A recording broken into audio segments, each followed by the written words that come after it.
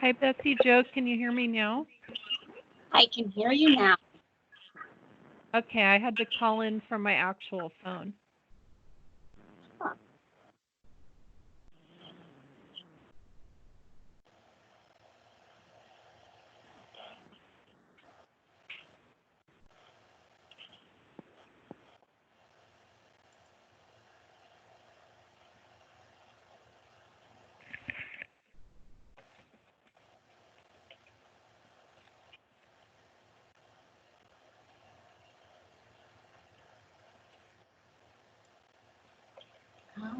All right, Mayor, it's 5:30. Thank you, Bessie Joe. This is Bob Giles. Want to welcome everyone to the April 23rd regular City Council meeting. Could we have a roll call, please? Mayor Giles. Yes. Councilmember Holmes. Present. Councilmember Nielsen. Yes. Councilmember Machezek. Chadwick is here. Councilmember Sowers.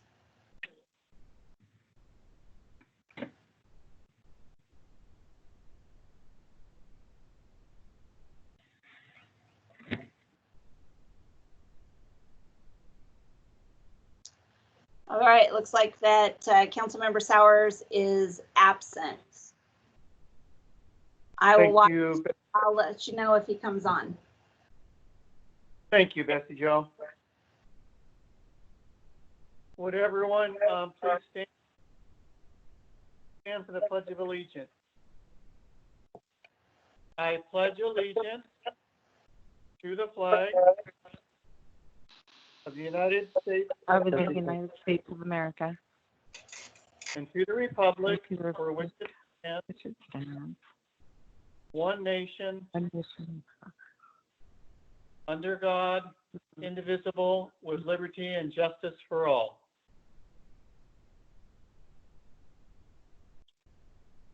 All right.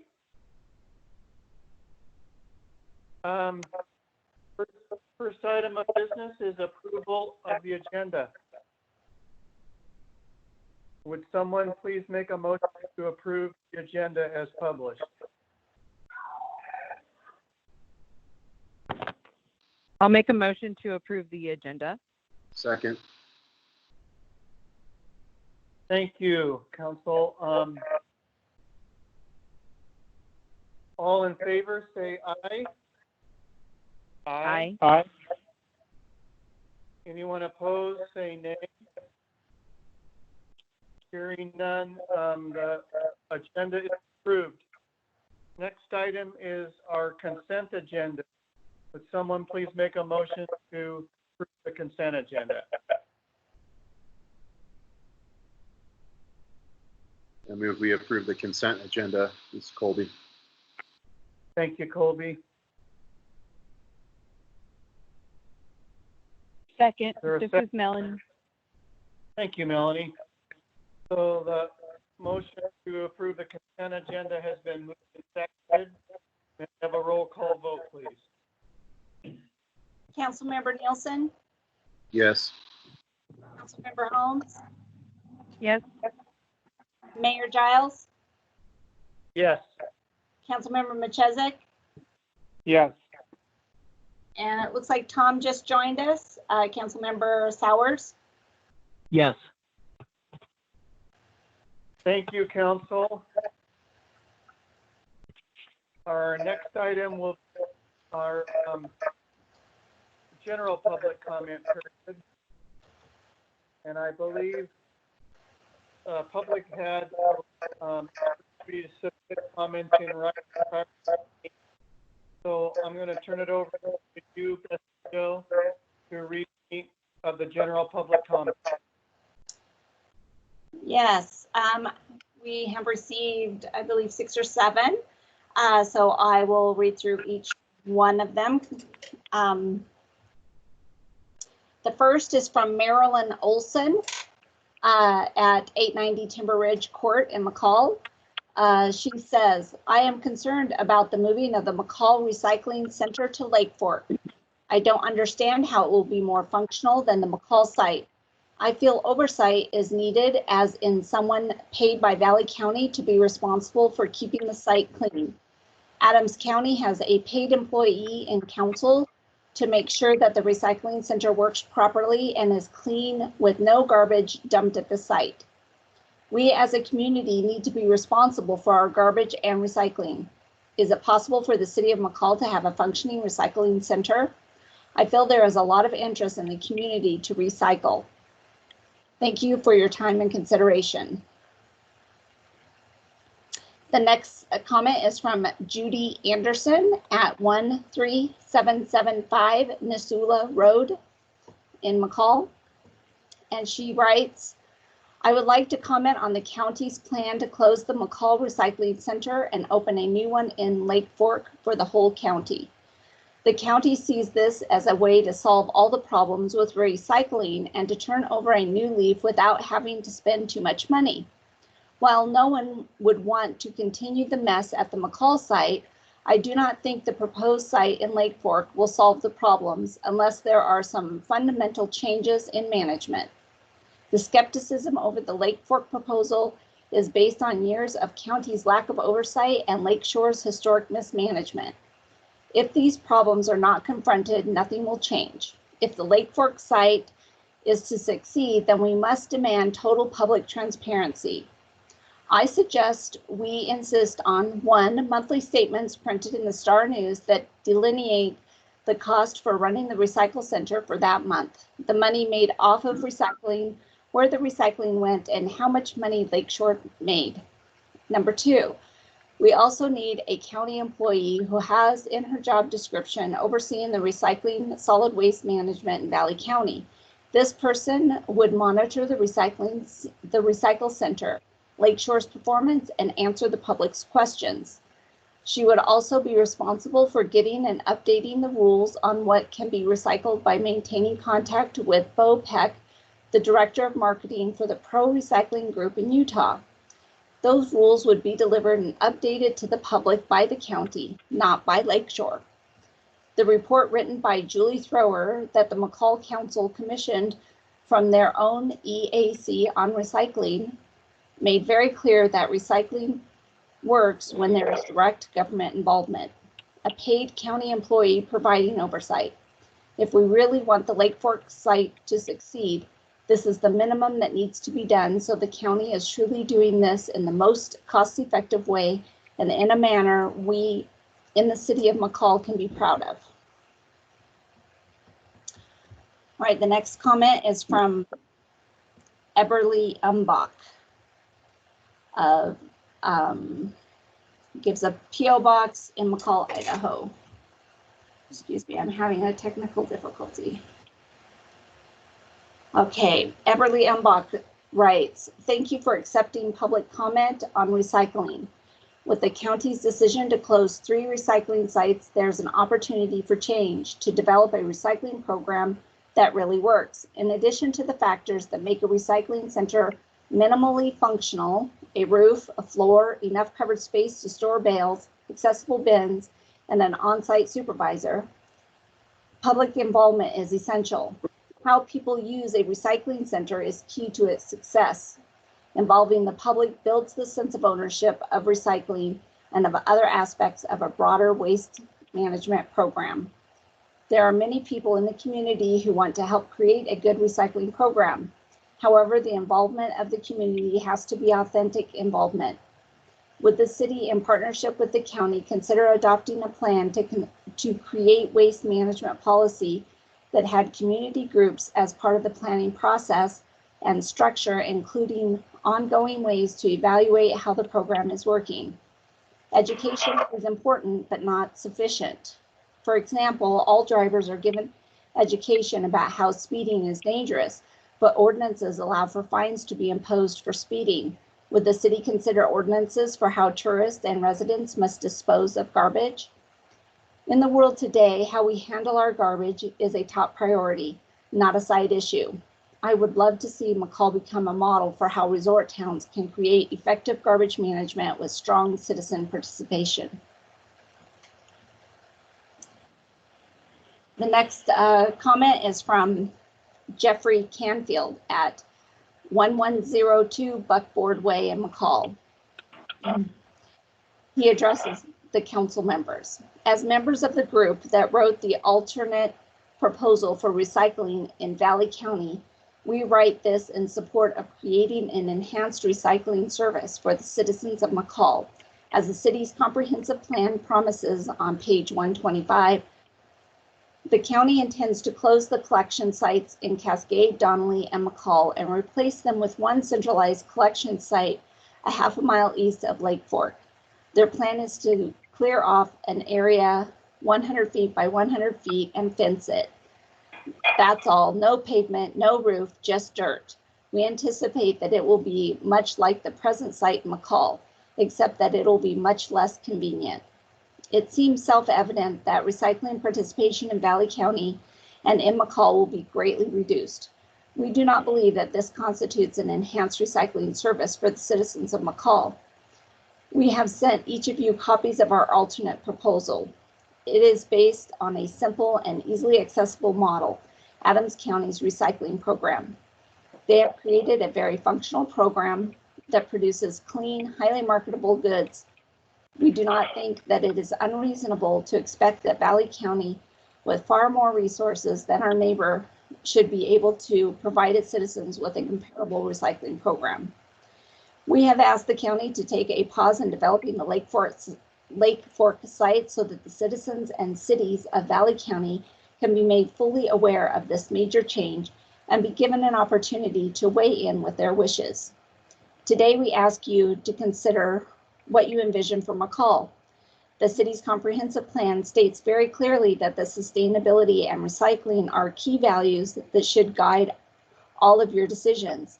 In October of 2018, McCall's Environmental Advisory Committee produced a report at the city's request that analyzed several different options for recycling in McCall. The county's plan to centralize collection to Lake Fork was first being promoted back then, and the EAC's report was partly in response to the county's plan. It presented several different options for McCall to develop its own recycling program. We would encourage you to revisit their report. It has much information that is relevant today. There is no doubt that the county's plan is a big step backward for recycling in McCall, and it may be just the first step. What will happen if recycling participation is greatly reduced? Will the county then say that recycling just isn't worth the effort and expense? Will recycling be discontinued altogether? Are we going to let this happen by default? Now is the time to step forward and act deliberately, whatever the outcome. These important decisions should be made with our eyes wide open and with the full participation of all the stakeholders. Members of this group are Jeff Burns, Barb Dixon, Joey Petrie, Jeff Canfield, Everly Umbach, Marilyn Olson, and Melissa Coriel. The next comment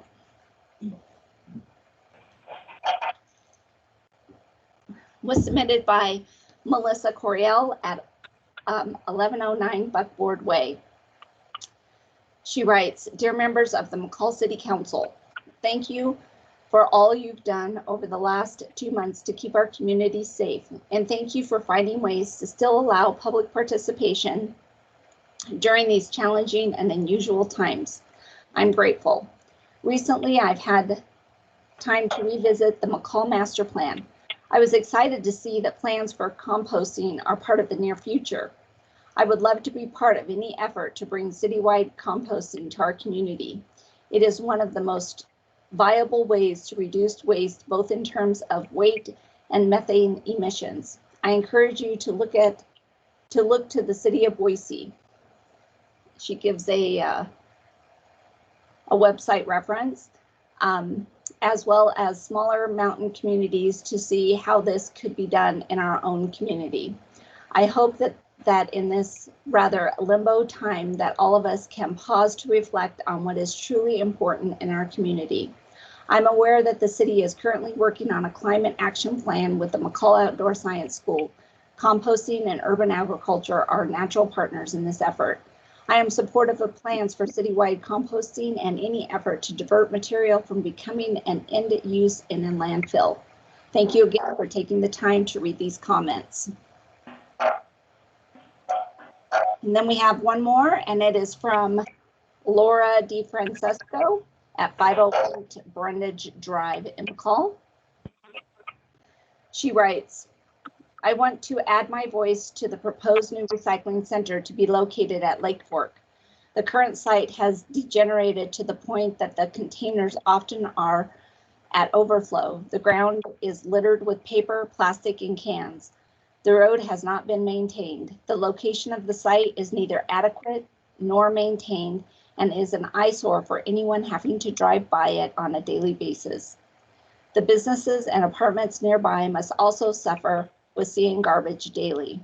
I heartily support this move, which I understand will be manned and maintained and will hopefully not be in someone's backyard. That completes the written public comments.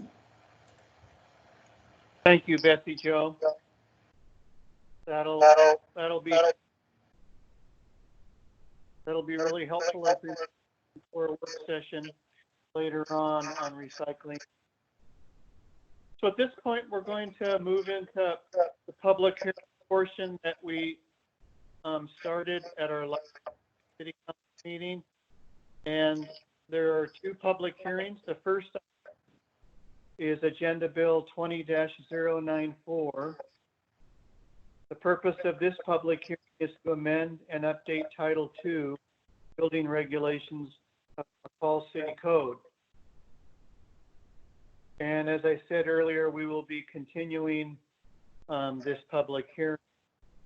So we'll start with comments on this application from the city staff, please. Okay, thank you, Mayor Giles. This is Michelle Grunewald, Community and Economic Development Director here at the city. So Title II is the title that deals with building regulations.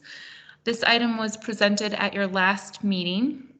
And since that time, edits and cleanups were made in the ordinance itself, and a summary is attached.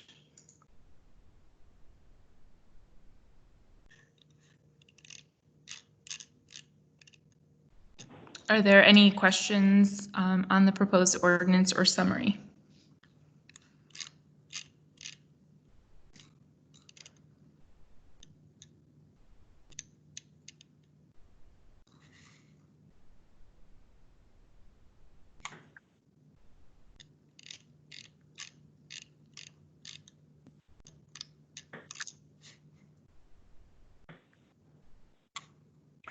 Sorry, I was on mute. Michelle, I had a quick question. Is Diane on the line with us? Was she going to provide any further presentation? This is Diane. I'm here, and I didn't have planned any further presentation, but I'd be glad to have answer any questions. Thank you. Appreciate it, and thank you, Michelle. I'll go down our list and ask if there's questions. We'll start with Mike. Do you have any questions? I do not. Thank you, Mike. Melanie? I do not. Thank you. Thank you. Tom? None at this time. Thank you. Colby? No, it looks good. I think that everything was addressed. Good. Appreciate that feedback from council.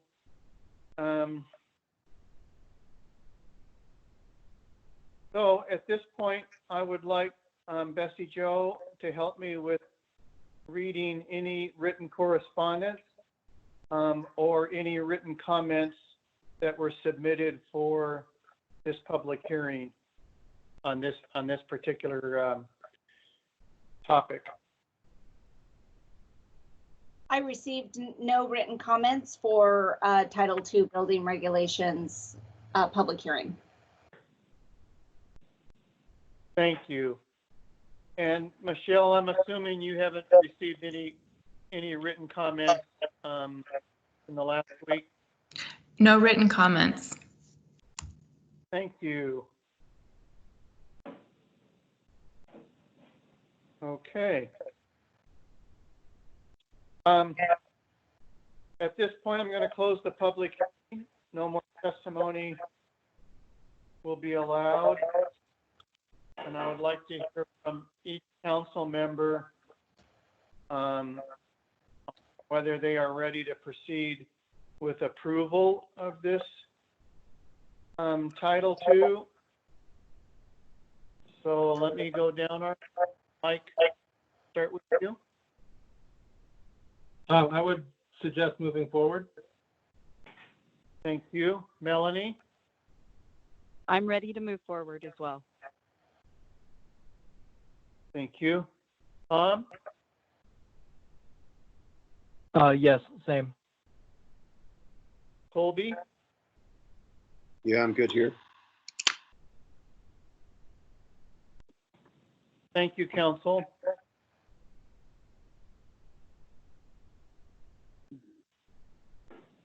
So I would like someone on the council to make a motion to suspend the rules and read by title only, one time only, ordinance number, what is our ordinance number? Hold, please. Yep. 988. Okay. I make a motion. Are you ready? Yes. Thank you, Melanie. Sure. I'll make a motion to suspend the rules and read by title only, one time only, ordinance number 988. Thank you. Second. Is there a second? Who made the second? Oh, Mike. That's Mike. Thank you. Thank you both. Motion has been made and seconded to suspend the rules and read by title only, one time ordinance number 988. May I have a roll call vote, please? Councilmember Holmes, Yes. Councilmember Machezek, Yes. Mayor Giles, Yes. Councilmember Nielsen, Yes. Councilmember Sowers. Yes. All right, ordinance 988, an ordinance of the City of McCall, Valley County, Idaho, amending Title II, Chapter 1, clarifying applicability throughout the McCall area, clarifying the applicability and exemptions to buildings and construction, defining agricultural structures, building official and structure, simplifying adopted codes, additions to snow requirements, electrical wiring requirements, and liquefied petroleum gas, LPG, system requirements, establishing maintenance standards, amending Title II, Chapter 2, related duties of the building official and coordination with other permits, removing expiration of sewer service and water connection permit, setting regulations for drainage, flood control, utilities, and street improvements, establishing when a certificate of occupancy shall be issued, addressing permits issued by the review and approval process contained in McCall City Code Title III, providing purpose, responsibility, contents, and procedures of the planning report, amending Title II, Chapter 3, administration, designating building official, establishing progress inspections, including Valley County limitations of responsibility, establishing member terms and duties, directing the city clerk, and providing an effective date. Thank you, Bessie Jo. So that motion passes.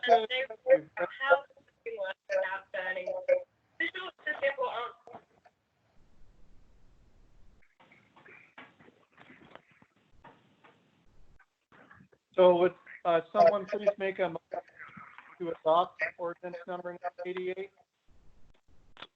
I'll make a motion to adopt ordinance number 988, updating McCall City Code Title II, building regulations, approve the publication of summary, and authorize the mayor to sign all necessary documents. Second. Mike? Shaded out areas. So those areas, they are not good, they are, and obviously the big bit in the middle. That's Yes, on the phone. Mute your phone. before this. You arrive at night, so welcome to the danger zone. It is not a good time to be driving around trying to find a camping spot. It's best to just park up your vehicle wherever you can and just wait it out till morning. I'm going to mute everybody. To be able to unmute council to be able to talk, you'll have to do a *6.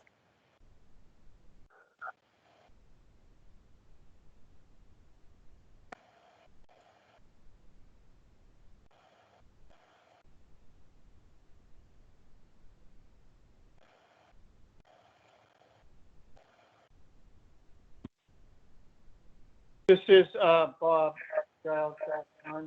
Thank you, Bessie Jo.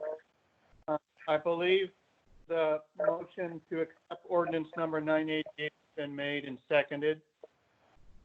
So do you please have a roll call vote on that? Councilmember Holmes?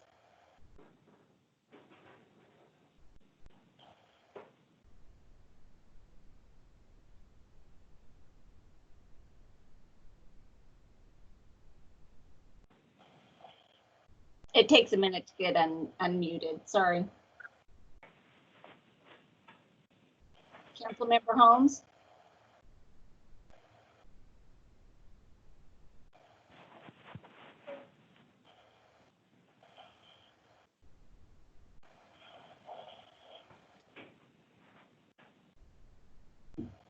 Did you get that? Yes?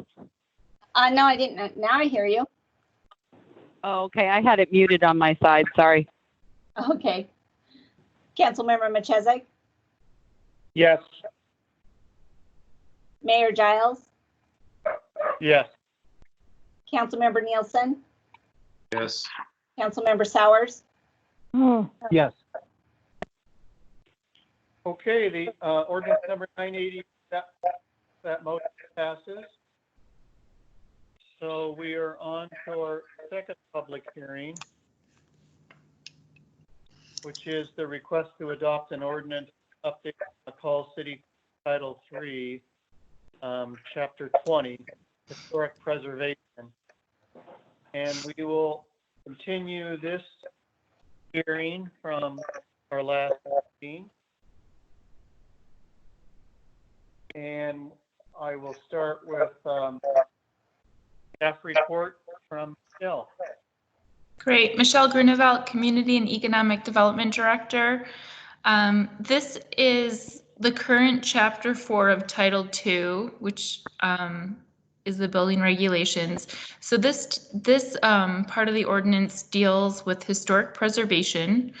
And what this, besides updating the code itself, what it does is it moves the whole section into Title III Planning and Zoning and creates a new chapter, which is Chapter 20.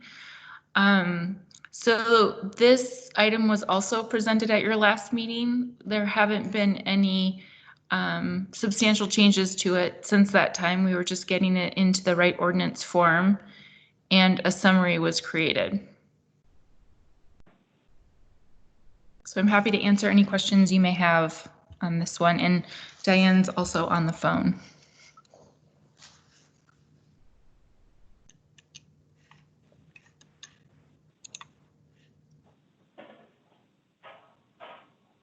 No questions?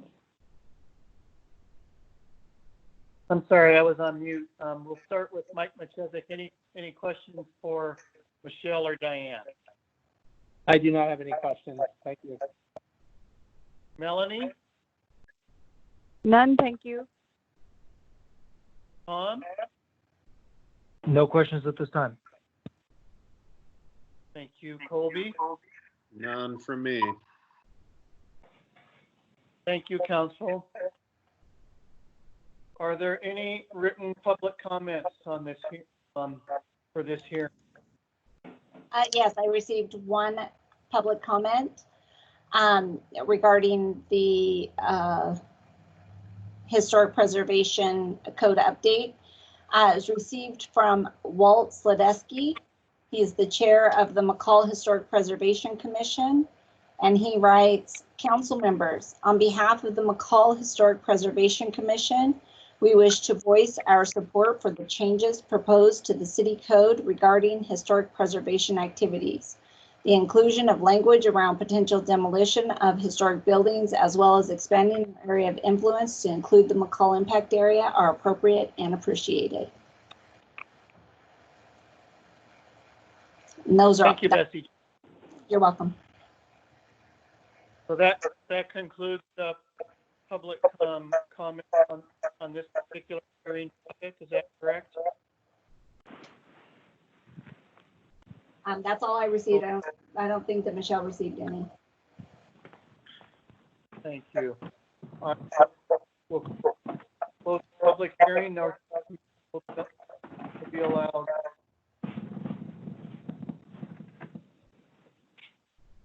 Well, I'm going to go through and ask each council member whether they are ready to move on to approval of this title and the changes have been presented to us. Mike? I'm ready to move forward. Melanie?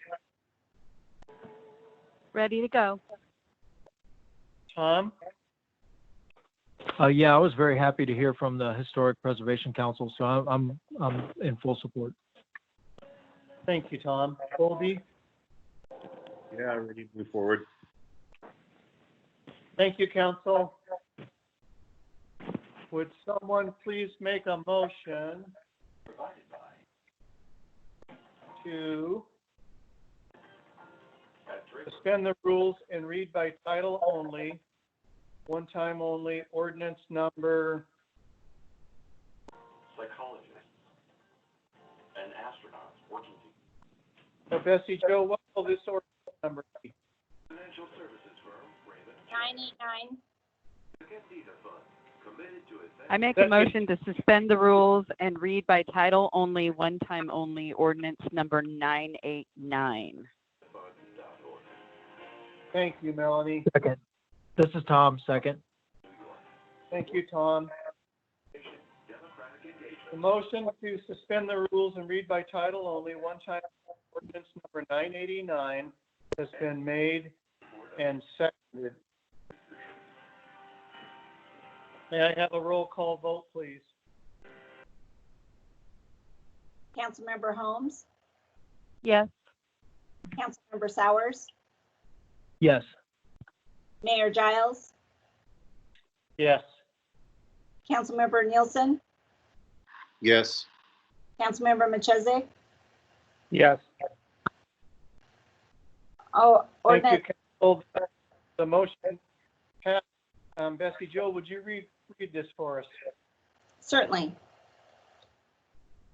Ordinance 989, an ordinance of the City of McCall, Valley County, Idaho, repealing Title II, Chapter 4, Historic Preservation, and enacting a new Title III, Chapter 20, Historic Preservation, and relocating definitions previously contained in Title II, Chapter 4 to existing Title III, Chapter 2, Section 02, with minor revisions throughout for clarification, and for the purpose of clarifying applicability throughout the area of McCall, amending the Historic Preservation Commission duties, adding a new section regulating demolition or removal of historic structures, adding exemptions, designating applicable uniform codes, correcting references in Title III, Chapter 11, Section 07, directing the city clerk, and providing an effective date.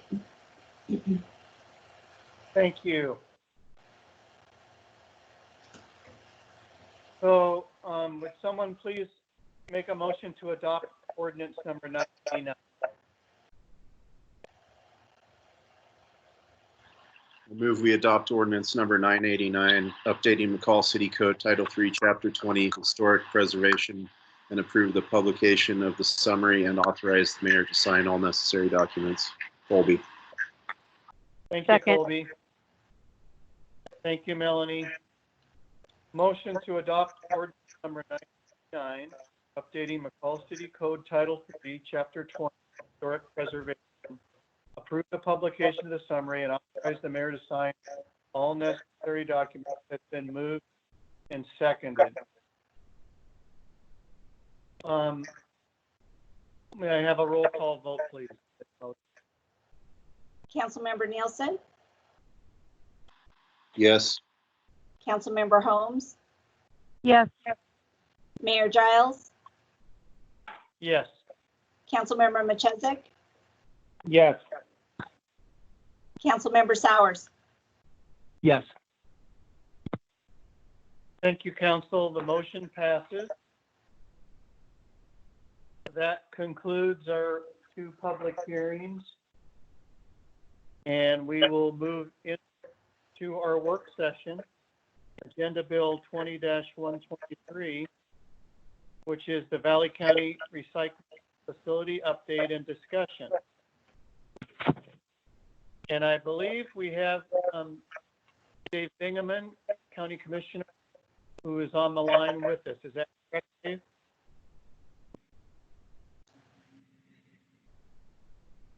Yes, we have Dave and we have Gabe also, Gabe Staten. Gabe Staten and Dave Bingaman, welcome to our discussion. I appreciate you joining us tonight. Thank you. This is Gabe.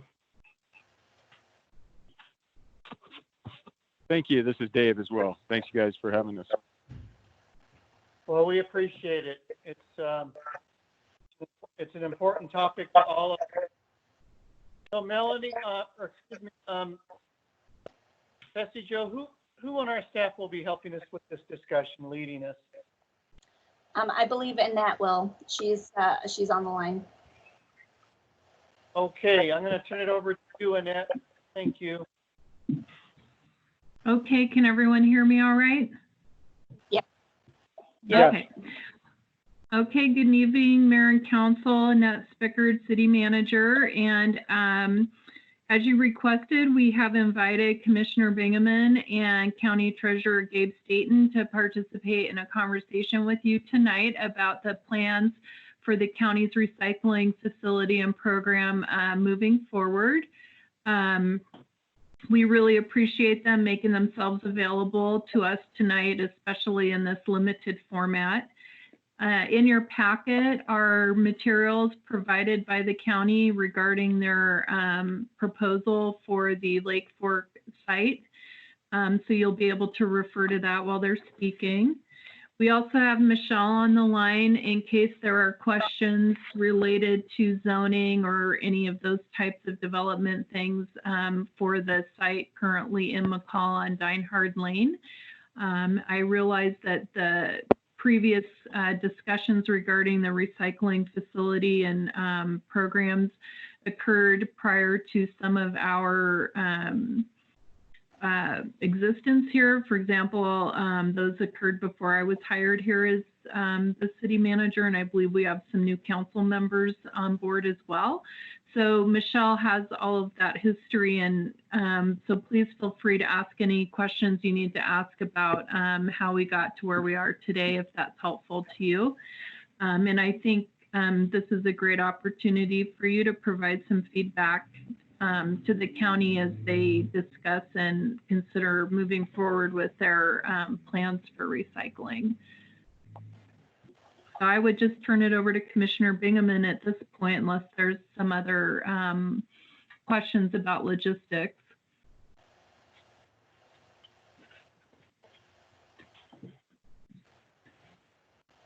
Okay, well, I will jump in then.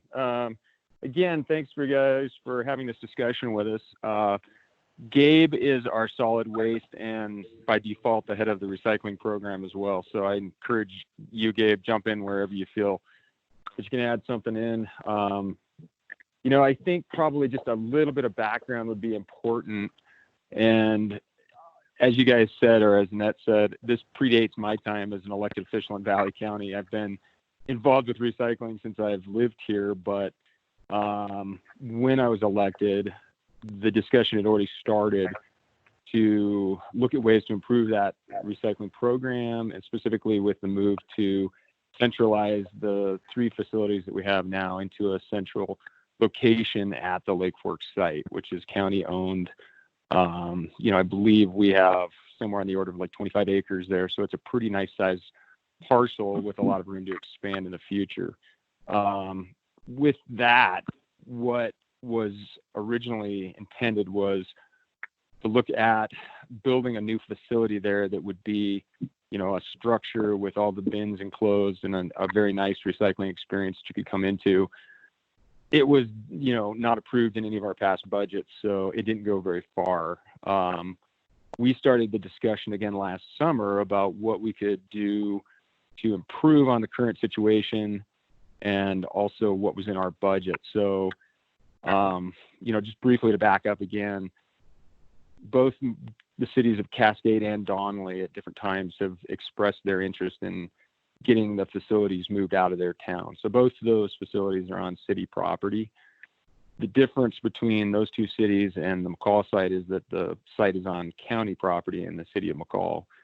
And from what I understand, it was a temporary permit or a temporary issuance for that site to be there. So we've been looking at different alternatives, and what we came up with was basically the fact that the biggest problem that we face is garbage and the unsightliness of the 3 current facilities. And the second problem is that the recycling products that we're getting are so contaminated that they have very low value. So when we go to try to sell them, there's a very low value. So we were trying to find a way that we could improve the value and improve the recycling experience for everybody involved. And again, it took us back to a centralized manned facility, and that's pretty much where we are now. We do not have it in our budget this time to build a structure over the top of that facility, but a phased approach is kind of what we had in mind. So phase 1 would be to improve it, man it, bring it down to Lake Fork, and then phase 2 would be to look at putting a structure on there, whether it was a temporary structure like a sprung structure, tent style, or a pole barn style building at some point in the future. So I think one of the really important things, and this is kind of Gabe's area more than it is mine, is that there's a very common misconception that recycling pays for itself, and it does not. It absolutely does not. And in Valley County, we subsidize our recycling to the tune of $200,000 a year. The idea for moving these 3 facilities into one facility from a budget standpoint makes a lot of sense to us, because the hauling fees that we can save in 1 year alone bring that number down to about $126,000 a year. So we can save just about $70,000 in 1 year by centralizing those facilities. Understanding, that we're probably going to have a slight decrease in the amount of recycling that we get. That's something that I think is going to also be offset by the fact that the materials that we do get are going to have a higher value when we try to sell them. So I think, in a nutshell, there was a series of steps that we outlined starting last fall. We got a working group together as far as moving this facility into the Lake Fork site, of improving the education on recycling in Valley County, improving the signage and at what is actually acceptable and how to do it correctly. So we've been working on that process through the spring this year, and we're just about ready to unveil that whole campaign. And what we'd hope is that would be unveiled at the same time as the move down to Lake Fork. So we did just get some new signs printed for the bins themselves. And then referring back to the comments that we heard at the beginning with the public comments, there is actually a very current guideline sign at all 3 of the recycling centers through the area. So it's a challenge to get people to read that sign when they come to do their recycling. And it says things like, please don't leave your paint cans and free non-recyclable items. But I was at the recycling center today, and it does look like a garbage dump. There's a lot of debris on the ground. There's a lot of debris in the ditch next to it. The bins are full of unrecyclable materials, and there's at least 8 paint cans stacked against the wall.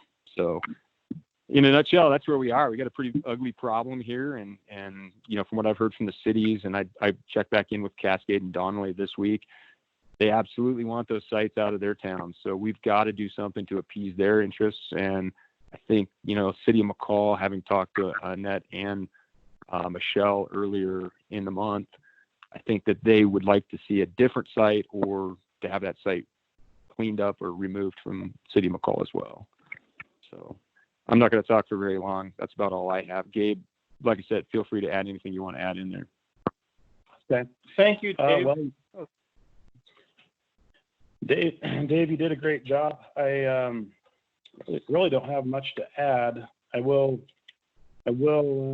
note that in the packet we provided a couple of satellite images that show the location, the proposed location of the centralized facility.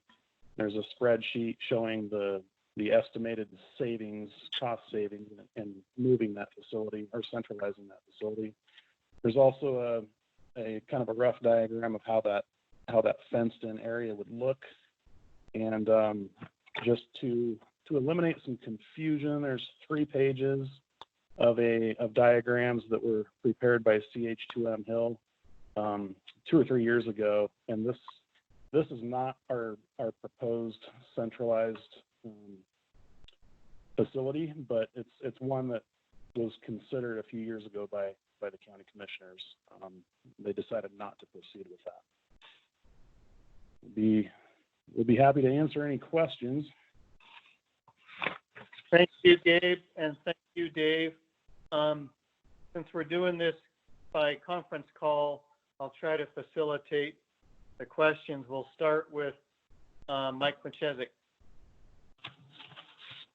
Thanks, Bob, and thanks, Dave and Gabe, for helping educate us and people in McCall. So just for clarity, too, the Lakeshore disposal contract, Gabe, can you speak a little bit to how that works as far as the county's contract with Lakeshore? Sure. Yeah, the county's current contract with Lakeshore is a 10-year agreement with approximately 3 years remaining. In regards to the recycle program, there's an addendum to the contract that basically puts Lakeshore Disposal in charge of the program. In other words, they identify where the material is going to be recycled, going to be shipped. They manage the contracts with those folks and organize the material going out of the county. As you know, currently there are no recycle staff members. So Lakeshore basically heads that program up with oversight of the county. Currently, the county is working with Lakeshore Disposal to modify that addendum. That has not been approved yet, but it's in the works. And the changes that Commissioner Bingaman mentioned would be included in that addendum for a centralized facility. Lakeshore would provide the staffing for the on-site employees that would oversee that facility. And I think that's about it, unless you have additional questions about that. I guess the other question was, that's come up with folks in McCall is, could McCall engage in another supplementary or other type of recycling program? And it sounds to me like that's not something that we could do based upon that contract between the county and Lakeshore. Is that correct? That's a good question. We would have to get some additional legal review on that, but I believe that would be a possibility. I believe Scott Carnes with Lakeshore is also on this phone call, and he might be able to speak to that. But I think there is some flexibility there. So I was going to say, this is Dave again, real quick, Mike. If I could just also add something to Gabe's comments, is that one of the things that we're looking at with this move to the centralized facility right now is to address the problems that we have. And I think that there's a lot of room for evolving this program in the future, and there's lots of different ways that we can partner with the city. So, you know, Mayor of Cascade also had similar interests in looking at a new and revised program down there. So there's definitely a lot of possibilities that we haven't come up with yet that we can supplement this action with. And I think, you know, anything is on the table from our standpoint. And again, as Gabe said, it's just a matter of whether or not it fits into the contract, and, you know, we can do that with you guys. Yeah, that's helpful. I appreciate you guys kind of filling us in on that and helping people know kind of the history and where it's come from and how we've gotten to where we are, and, you know, hearing people's comments. And obviously there's a number of people that certainly have some strong input in that. So yeah, so thank you very much. Those were all the questions that I had. Thank you, Mike. Melanie? I seem to recall at some point that if we did decide to keep the usage or do something in McCall, that Lakeshore wouldn't necessarily participate in the staffing it. Am I correct that I heard that? This is Scott with Lakeshore, Scott Carnes. Scott. And I'll just know that that was not anything that we've ever addressed or said anything about. Okay. I couldn't really recall if that was correct or not, but I appreciate that. Thanks. So if we did decide just purely out of that, I'm thinking about that 74% number that is so substantial in terms of where the recycling is coming from. I'm just wondering if that's something that everybody would be willing to talk about a little further. So this is Michelle. I can just provide a little bit of background too on the issue of locating the recycling center. So we've looked at this actually for many, many years, and we did a siting analysis for alternative locations within McCall. Because as it was mentioned that the existing site was intended to just be temporary. And when we started looking at that, we started communicating with the county and trying to figure out, you know, who would pay for certain improvements and that sort of thing. Knowing that, right, that has to be a partnership between the city and the county because of the way the processing of the material occurs. And so through that conversation, what came out of it was Lakeshore came back to the city and said, you know, before you think about making all of this investment in the infrastructure required to have a recycling center, you may want to consider a curbside program. And so at that point, when there was no funding available, you know, for a center, we kind of started going down the route of the curbside program because we know that actually recycling increases when it's super convenient. And so, you know, in a recycling center, it requires people to actually care and want to go there and drop it off. Whereas if it's curbside, it's a lot easier for people to just, you know, drop it in one bin or the other. And so we started down that route, as you may remember, and brought a number of different options to the council. Ultimately, no action was taken on that. And so we've talked about it at the staff level, is that, you know, at the point, just as the city broke away from the county to renegotiate its solid waste program, that it may make sense in the future, in partnership with the county, to start thinking about our solid waste and recycling program as part of that negotiation. Because when we broke away from the county, what we found was we were able to give our citizens bear-proof containers, more options at a cheaper price. So, you know, we kind of thought that potentially in the future, we might be able to look at, as opposed to an add-on, which adds cost, the idea of when we renegotiate like that, it's just part of kind of that overall solid waste program. And so that's kind of how we moved from, an actual facility and thinking about the facility in McCall to what actually might be like more convenient and cost effective for the community overall. Right. I do recall that part, but I think the unfortunate part of that conversation was it was an all or nothing deal. And that's a little unfair. So I don't know. I guess I'm a little at a crossroad there. I don't know what to think. And that was the proposal that was provided, in negotiation with Lakeshore as an add-on program. And part of the reason it was required for anybody who had trash service, and part of it was that they needed to be able to, run their financial model to make sure it made sense to invest in the infrastructure like trucks and drivers and additional routes and things like that. So that, but again, I think that could be something when we think about a renegotiation of solid waste. If we're given some parameters, we could think about how that program could look in the future, which could be a different kind of proposal. Okay, thank you. This is Scott with Lakeshore, and I would just like to add a little information since the curbside recycling came up.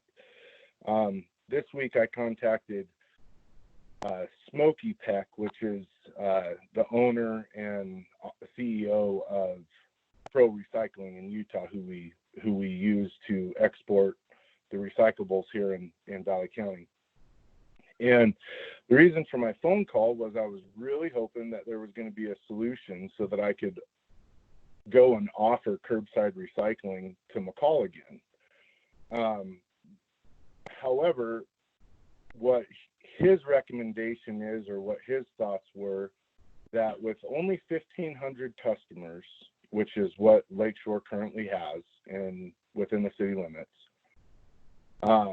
it would take us so long to put together a load of commingled recycle that it would start to deteriorate before they could purchase it and put it somewhere. He explained to me that after about 2 months, they start to deteriorate.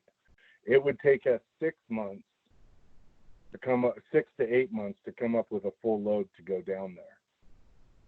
If it was a situation that we were able to utilize the whole county, or maybe more than one, some areas like Donley and Cascade, there's a possibility then that we would produce enough to make it worthwhile. Otherwise, his suggestion is it would be you would lose more money than what you're losing now on it, because there would be no return to the city or the county for the product.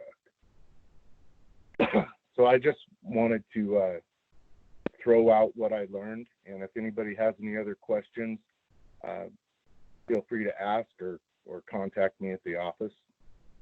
Thank you. Thanks for that.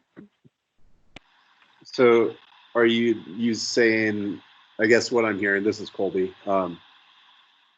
is that, if we move this recycle center down to Lake Fork, which in all likelihood will collect even less of recycling,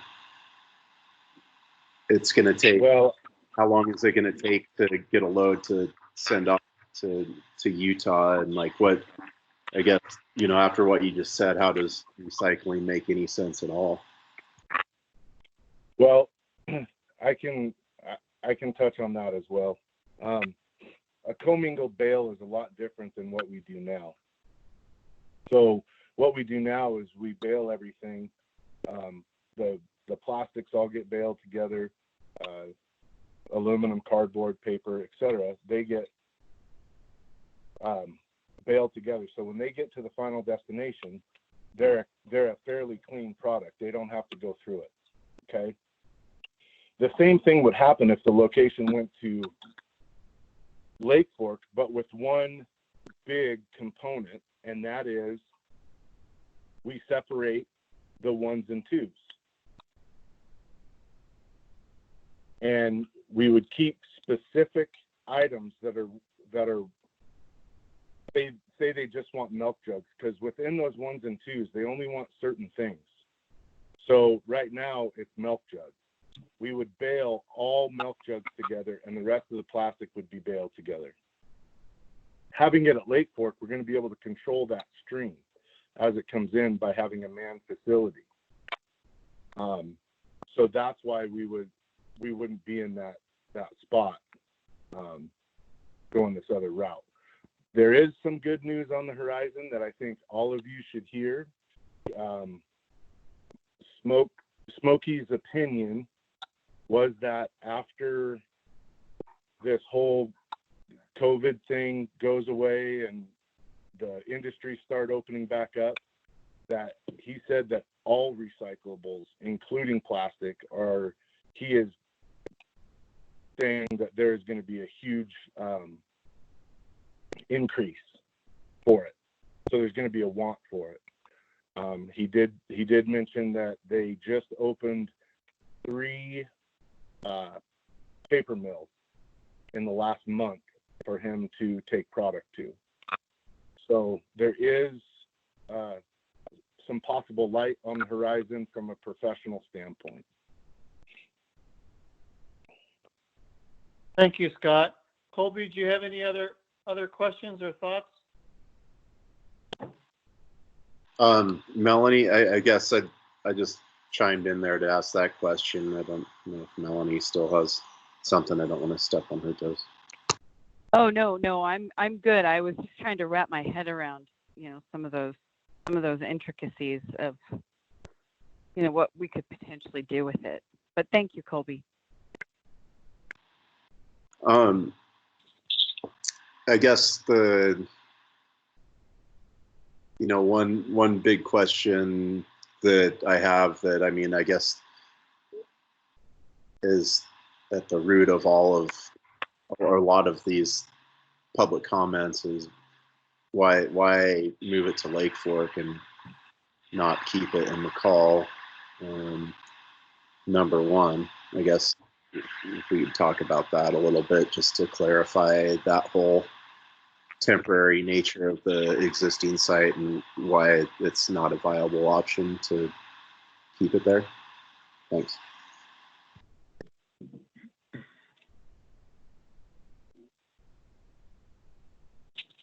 Yeah, I don't know who wants to tackle that. This is Dave. I was gonna respond to something that Melanie said too, and I think it kind of addresses what you're asking as well, Colby. There was a number that was in the alternative proposal that broke down the percentages of the material that we get from each of the 3 facilities. And that 70%, whatever the number was, 72, 73, I don't have it in front of me right now, I think, that's a little misleading as far as a number goes. I think there's a couple of reasons that we should probably look past that number.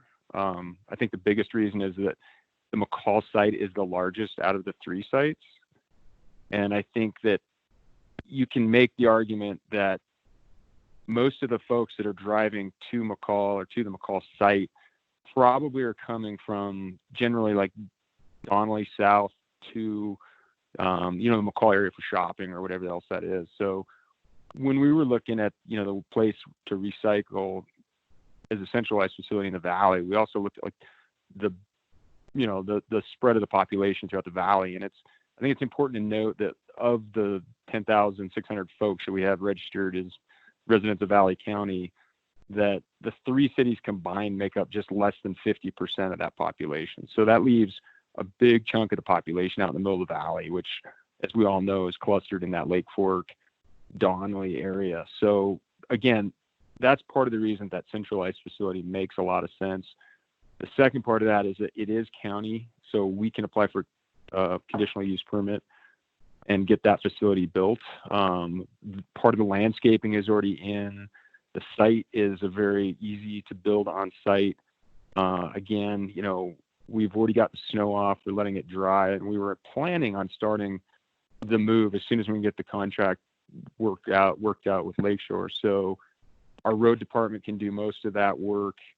We can move the facility down to Lake Fork right now for probably on the order of like $50,000 instead of looking at the expense of, a $400,000 or $500,000 investment to bring that site in McCall up to snuff. The other part of that was that's currently where our baler machine is located, is just right next to the same facility. So that makes it very convenient. We can shuttle materials back and forth and bale them and store them in that area. And having spoken with, Michelle previously about that, she said that bringing the baler to the site where it is now in McCall would not be something that would be allowable by planning and zoning in the McCall city. And again, Michelle, jump in there and make that more clear if you can. But that's part of I think that's part of the reason that we were looking at the centralized location on county property out in the middle of the valley somewhere. Yeah, Dave, I think. Dave? Oh, go ahead. Sorry, Michelle. I was just going to ask because I'd also seen some question marks as to whether or not there would be a structure over the recycling area in Lake Fork. Is that true or untrue? So for the first phase of this, what we proposed was to have it be an open site. We're going to have a small shelter for I guess it's like a mobile office down there for the attendant that would be working there. And the hope is that he would be, partially responsible for maintaining the site, from a cleanliness standpoint, and then also from a snow removal standpoint. The second phase, when we can put this into our budget, whether it's this year or next year, would be to add some sort of structure over the top. And then again, we got some quotes from the sprung structures like you see on the highway shed, like Tamarack is famous for, something that would be a little more economical than a full-fledged, stick frame building or a metal frame building. So we have some other ideas, but the first phase, again, would just be an enclosure that would be manned and staffed. And then the second phase would be to look at some way of covering that up down the road. Thank you. Thanks, Dave. Another question. How much recycling material could one person bring down at a time to this new center?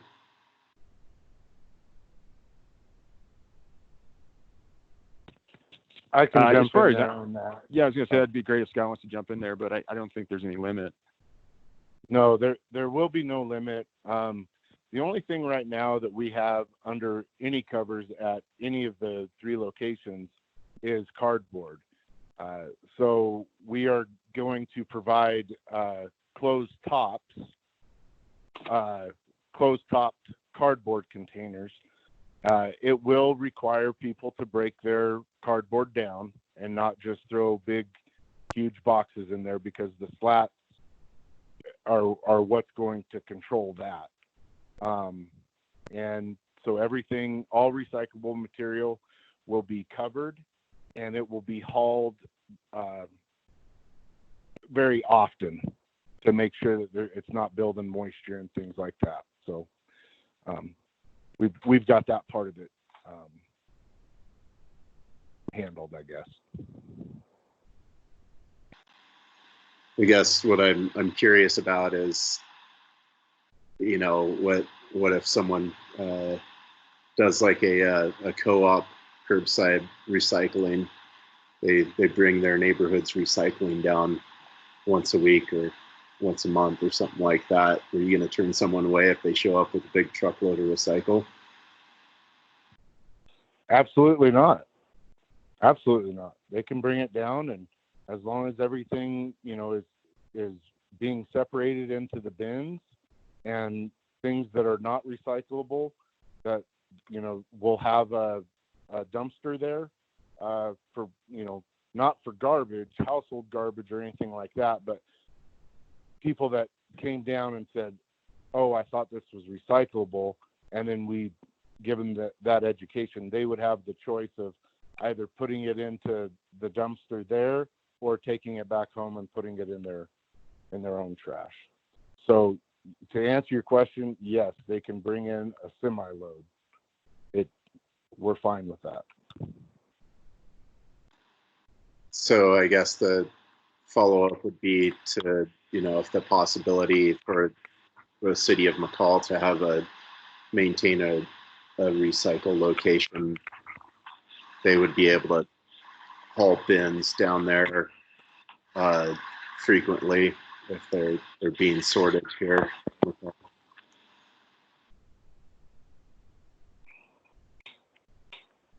Well, I think that falls under the city of McCall, whether or not they are able to come up with something. From a lakeshore standpoint, we would absolutely be willing to participate in that if the city wants to go that way. Great. I have a quick clarification question, though. This is Annette. Isn't the key to this that the material is not contaminated and properly sorted? So if the city were to somehow still sponsor a site, wouldn't we have to staff it or somehow set it up and ensure that whatever is brought down to the Lake Fork facility isn't contaminated? This is Scott again with Lakeshore, and that's kind of what I meant in that by we would participate in that. If the city wanted to do that, we could set it up and we could man it for the city. But that would be obviously another type of proposal. But yeah, I mean, that's a possibility. And then we could haul it down there to Lake Fork and it would go into our regular recycling because it would be separated. So yeah, that's absolutely plausible. So then we would be back to the original question that Michelle referenced a little bit ago, which is where would this occur? What site, what location would be appropriate for it to happen at? Okay, thank you.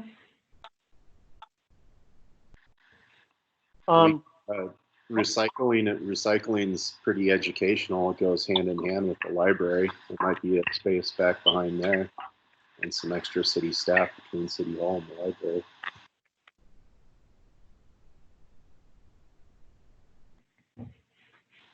Just throwing it out there. So, Tom, what are your thoughts and questions? I think Colby's hitting the nail on the head. We're going to have to look at another way, but as far as the Lake Fork facility, I'm all for it. I think it's a good plan to get it in the center of the county and get more participants. Okay. So under our agenda, Bill, what the desired recommended action is to discuss, which we've done a good job on, and had some good candid discussions with county and with Lakeshore. And now it's our opportunity to maybe for each council person, council member to provide a summary feedback to the county on the future of recycling. So Mike, what are your summary thoughts? What would you like to tell the county? Well, I appreciate the discussion. I appreciate where they're coming from and helping educate both us and people that are hopefully listening and getting educated about it. I mean, I like what Tom said about, I understand the value of it being centered to the county. I also understand the importance to people in McCall of having it be as convenient and effective, within the city too. So that being said, it sounds like there might be an opportunity to have further discussion about whether there some kind of transfer facility from the city to the Lakeshore site. And Colby bringing up that I thought was great. So I feel like this has been very productive and helps educate us and keep moving in positive directions. Thank you, Mike. Melanie? I totally agree with what Mike just said. I think there's been some really good discussion here, and that the ideas that are coming out of it are great. I mean, if we could have some sort of a transfer from McCall to this new facility, would be very convenient for our own city as well. So, Thank you, Melanie. Tom? No, that sounds, I think we're, you know, and eventually we're going to have to add something to it, but I think for now we're heading in the right direction. Thanks, Tom. Colby, your final thoughts?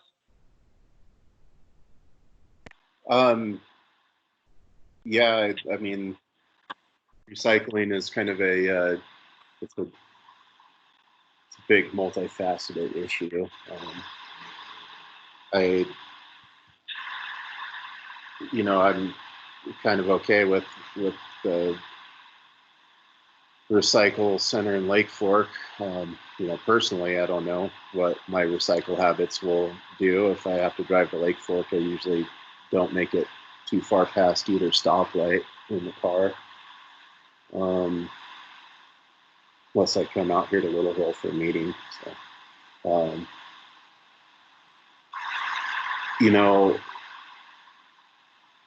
I think that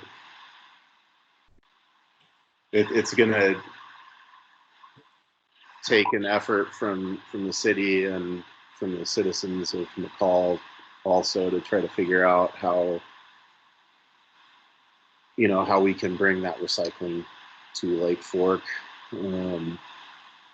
But the bigger question is, how do we reduce our plastic consumption? And, how are we restricting certain types of containers, bags, stuff like that? The bigger picture stuff is something that we really don't have much of an impact worldwide by a small community refusing certain packaging, but really that's the only way to kind of move forward on this stuff. The recycling is not so much the problem as it is the creation of the packaging and what to do with it. So yeah, recycling is a big issue, and I would like to see the city try to figure out a way to work with the county and Lakeshore and our community to try to figure out a solution to this problem. So that's my thoughts. Thanks. Thanks everyone that participated in the meeting. I really appreciate all the information that you brought to the table. Thanks, Colby. So this is Bob. Annette, I want to thank you for organizing this topic and inviting Dave and Gabe and Scott and those three people from the county and Lakeshore. I'd like to thank you very much for answering our questions and providing some up-to-date information. It's really been helpful tonight. I think that the council has been very creative in trying to figure a path forward, and I think there's probably some wisdom in continuing this discussion with Lakeshore and the county on perhaps, if curbside is not doable right now because of the scale, maybe a satellite location somewhere in the city.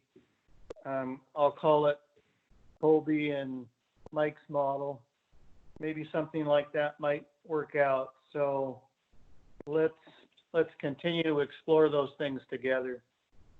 And with that, Annette, go ahead.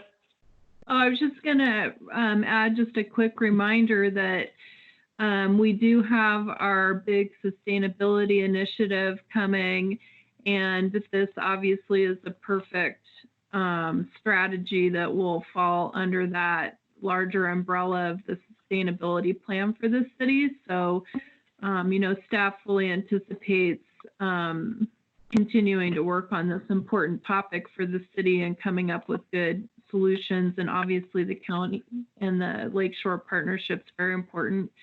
So I'm sure we will be spending more time discussing it as we develop that sustainability plan. That's a great point. Thank you.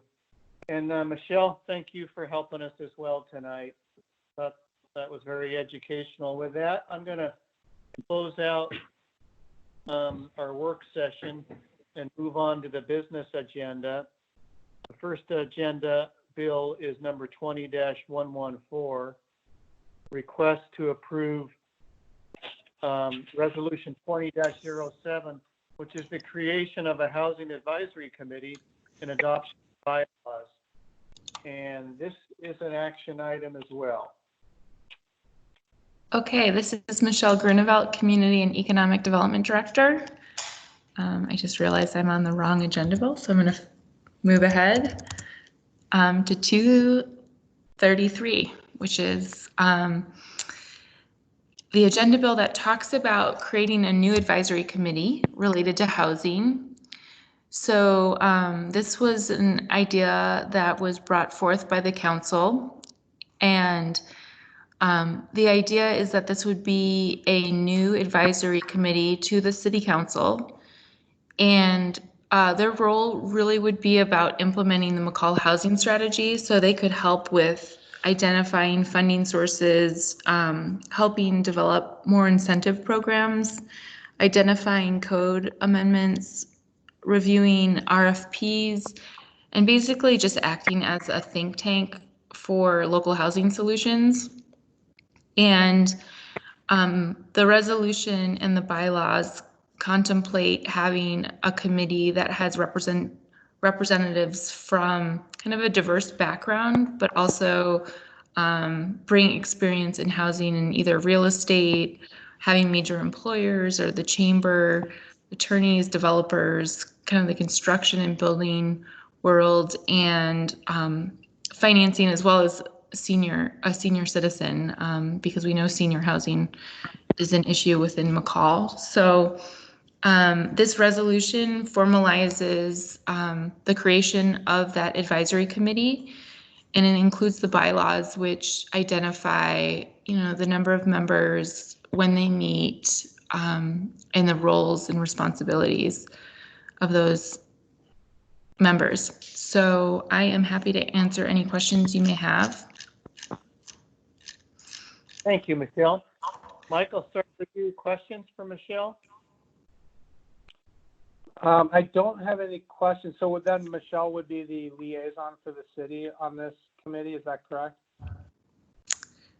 Are you talking about staffing?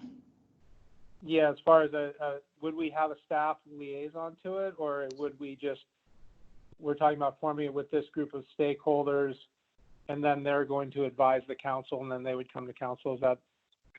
Yeah, so typically the way our advisory committees work is there's a city staff member who's assigned to the committee, and they do all of kind of the committee administration. So creating agendas and making sure minutes are taken and that they're meeting, open meeting laws and providing any sort of technical expertise. So in this case, actually, I would be the staff person, since housing falls under the work that I do for the city. Yeah, I don't have any other questions. This was proposed before I was on city council, and I think it's very valuable. So, thank you, Mike. Melanie? No, I think the way that I read through it, I thought it sounded just like what we had intended, and it all makes perfect sense to me. So, thank you, Melanie. Tom? Oh, no, I don't have any questions. It looks great. Thank you, Tom. And Colby, thank you. I think this was your vision and got us started on this. So what are your thoughts about the package that we have to date? Yeah, I think it looks good, Michelle. Thanks for putting it together. Yeah, I don't know if I have any more input on it at the moment. I think, we'll just have to, take lessons from other committees, such as like the Environmental Advisory Committee, and make sure that we have some fairly specific things for this committee to work on. And I'm excited that this is happening. So that's all I have. Thank you. So I think the council is ready to take action on this. Would someone please make a motion to approve Resolution 20-07? I move we approve Resolution 20-07 for the formation and bylaws for a local housing advisory committee and authorize the mayor to sign all the necessary documents. Thank you, Colby. Is there a second? Is that Melanie? Second, yes, thank you. Thanks, Melanie. A motion to approve Resolution 20-07 for the formation and bylaws for a local housing advisory committee and authorize the mayor to sign all necessary documents has been made and seconded. May I have a roll call vote, please? Councilmember Nielsen, Yes. Councilmember Holmes, Yes. Mayor Giles, Yes? Councilmember Machezik, Yes? Councilmember Sowers. Yes. Thank you, council. The motion passes. And we'll move on to our next agenda bill, number 20-122, request for approval of the planning, design, and engineering agreement for the Lakefront Improvement Project. This is an action item, and I believe this is in conjunction with working with the McCall redevelopment agency. That is correct. So this is Michelle Grunewald, Community and Economic Development Director. So as you are aware, we now have 2 urban renewal districts. The existing, or the first urban renewal district, which was created in 1990, is basically in their final year of existence. And so they have been meeting and talking about what those final projects might look like. And so as I mentioned, they were created in 1990 and there was an original plan, and then they created another plan in 2006, which is called the Lakefront Improvement Plan. And they've accomplished actually the majority of that plan. The last remaining piece of that plan is essentially the waterfront development north of the marina to Brown Park. Including, some improvements on East Lake Street.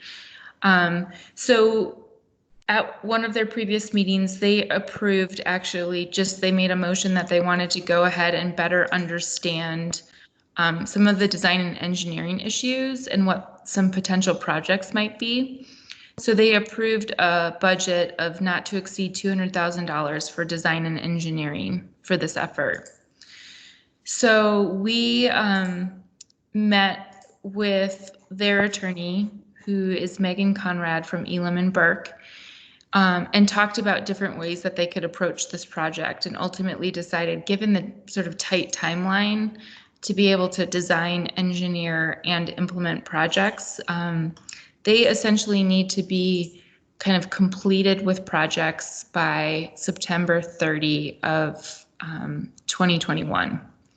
So in order to accomplish that, we thought it was the best if we use the city staff and our existing engineer to get going on that. And so that means that they are not required to go through things like a whole new RFP process for design services and things that take quite a bit of time. So basically what this agreement does is it sets out the agreement between the city and the McCall Redevelopment Agency. And it basically says that, the city's going to take the lead on this project. And so the city would enter into a task order with our current engineering team. And then ultimately the Urban Renewal Agency would reimburse the city. And so the board actually met this past Tuesday and discussed this at length. And so there's basically a process in place to check in with the agency in terms of design services and engineering. When they made that motion, they said a not to exceed of $200,000. And since that time, we've been working with Horrocks Engineering on a specific task order. And so the task order is separate from this agreement. This agreement just sets up the relationship between the city and the Urban Renewal Agency. And we felt like that was important to get into place because we kind of have to move pretty quickly on this project. And so Nathan Stewart and Kurt Wolf and myself have been working with Horrocks, and Nathan is available to talk about this more specifics of the project, but this is really just about the agreement to establish that relationship. So it was created by Elam and Burke. It was reviewed by our city attorney. Bessie Jo got you a revised version of the agreement today, kind of based on city attorney comments and some Mira comments that occurred this week. And hopefully you have that in front of you. It should be in track changes, so you can see the changes. They really aren't substantial, but they address some of the concerns that our city attorney brought up. Thank you, Michelle. So we'll keep this a big picture view, then stay focused on that. Mike, your thoughts on Yeah, so I'm on the Urban Renewal Agency board, as is Colby, the two city council representatives on the board. So we were in the meeting on Tuesday, and then prior when we at the Urban Renewal Agency board approved this. So yeah, just for clarification, what Michelle was saying there, just in case anybody has any questions, definitely would please ask people to ask those questions. But it's essentially that the Urban Renewal Agency board has directives and planning in what the agency is doing, but because we're talking about having the city facilitate these, this is urban renewal budget, this is urban renewal money, and we're just enlisting the city to be affecting the design and engineering services. So as far as clarification there, that's what we as city council are looking at here this evening, is just the arrangement between the Urban Renewal Agency and the city. And again, this money, this $200,000 not to exceed, is funds coming from Urban Renewal, not coming out of the general fund of the city. That's it. Thank you, Mike. Colby, anything else to add as a Mira member? Michelle, were you going to say something? I was just going to say thanks for clarifying that, Mike. The goal that the Urban Renewal Board has is understanding from this design and engineering process, is understanding what maybe potential projects that they could accomplish within their existing life of the district, but also to prepare the city to understand that there's probably a scope of project that's much larger than the budget that they have. So that gives us the ability to look for funding sources and plan ahead with either grants, CIPs, all of the above. So it's really kind of an exercise in understanding, okay, there's this vision for this remaining area. What is it going to cost? And really the idea is sort of what projects could occur and how could they be phased. And so that's what city staff has been working on for the district as well as for the city.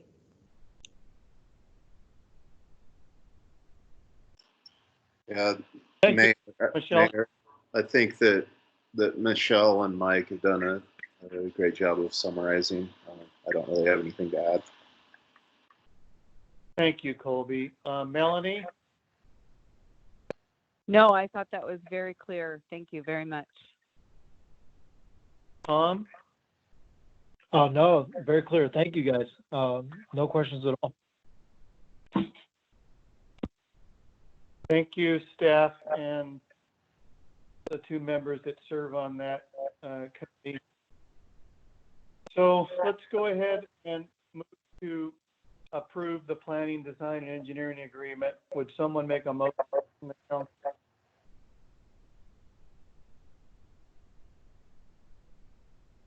I'll make a motion to approve the planning, design, and engineering agreement between the City of McCall and the McCall Redevelopment Agency, MRA, for the waterfront improvement project and authorize the mayor to sign all necessary documents. And this is Tom, second. Thank you, Melanie. Thank you, Tom. A motion has been made and seconded to approve the planning, design, and engineering agreement between the City of McCall and the McCall Redevelopment Agency, MRA, for the waterfront improvement project and authorize the mayor to sign necessary documents. May I have a roll call vote, please? Councilmember Holmes, Yes.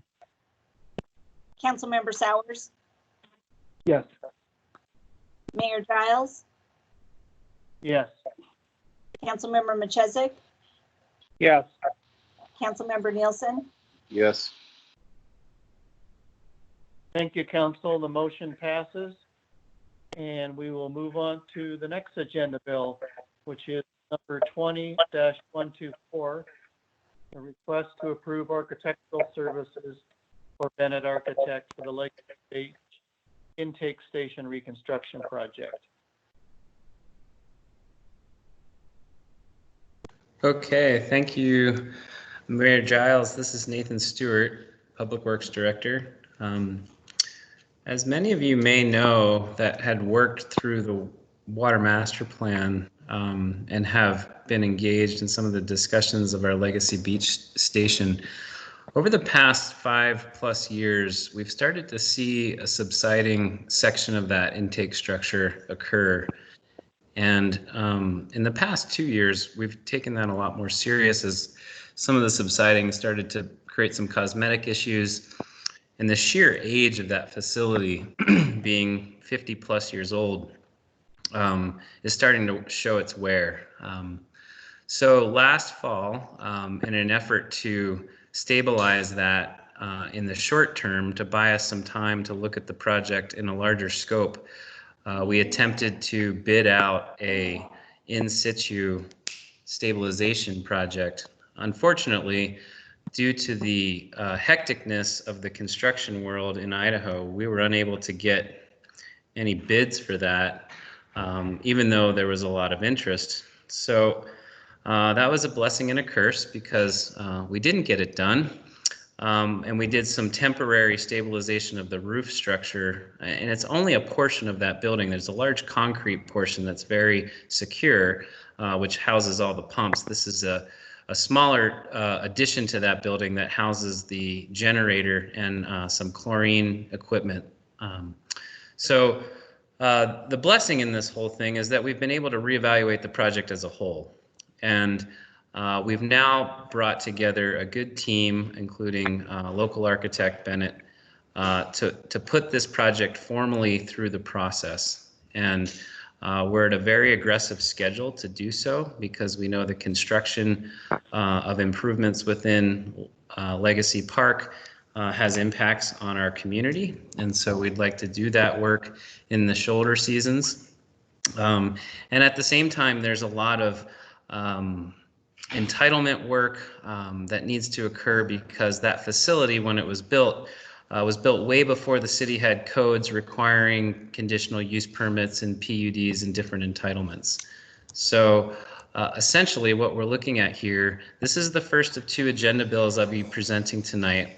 We have a 2-consultant team where Bennett Architect, we've worked with Lee Bennett on a number of different projects. He's a well-known residential architect in town, but he's also known for designing our bus shelters. So he will be doing some of the architectural work because the approach here is to not only fix this problem with this small section of the building, but also do an overall cosmetic improvement, because we know this is our city gem property, and we want to make sure if we're going to spend the money and the time to entitle this facility, as well as fix this portion of the building, we think we can also invest some water department dollars in improving the look and the functionality of the facility with landscaping and some improved vehicular access that won't compromise existing irrigation systems or sod. Basically just address a lot of issues. So you may have questions, and I'm happy to answer them at this time. Mike, we'll start with you. I don't have any questions. Thank you. Are you good to go on this, Mike? I am. Melanie? I'm assuming that I have the answer to this question from what I just heard, but we are probably not looking at cinder block any longer, correct?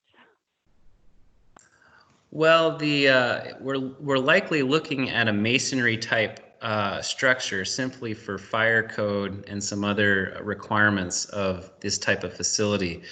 But ideally, whatever cinder block we do use will have some kind of architectural face to it, and certainly Lee Bennett will be, we've engaged him with the creative design to make sure whatever we propose meets the aesthetic bar of our Planning and Zoning Commission, and ultimately the City Council, because this will be a conditional use permit that the council will have to approve as well. Gotcha. I'm good. Thank you. Thanks, Melanie. Tom? No, I don't have any questions. Colby?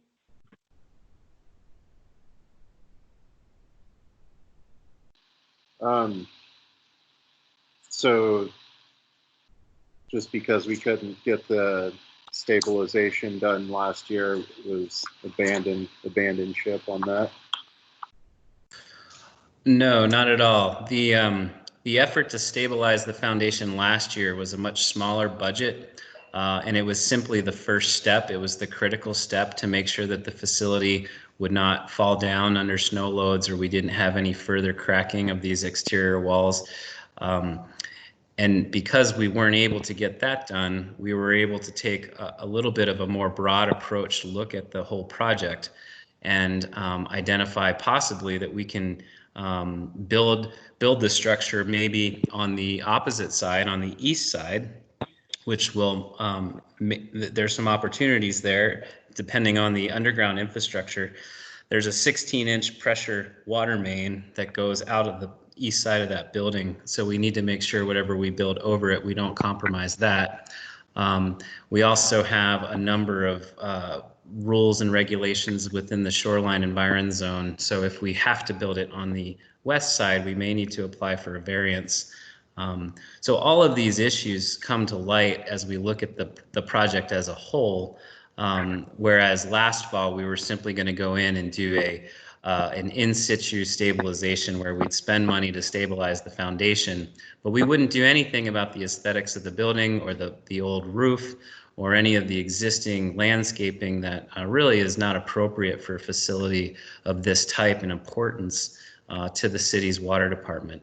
So now that we have a little more time, had we done that project last fall, I would have immediately been working on all these issues anyway. Now I'm just coming to you with the full package and the design team to do so. So I guess for clarification, you're proposing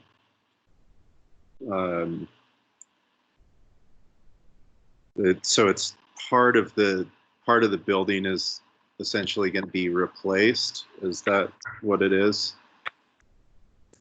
Correct. The goal at this point, the majority of that building is a concrete cast more of a cast structure, and that houses the pumps, as well as some of the electrical work, the new variable frequency drives that we just installed last year. That's all the eastern portion, and it's 2/3 of the square footage of that building.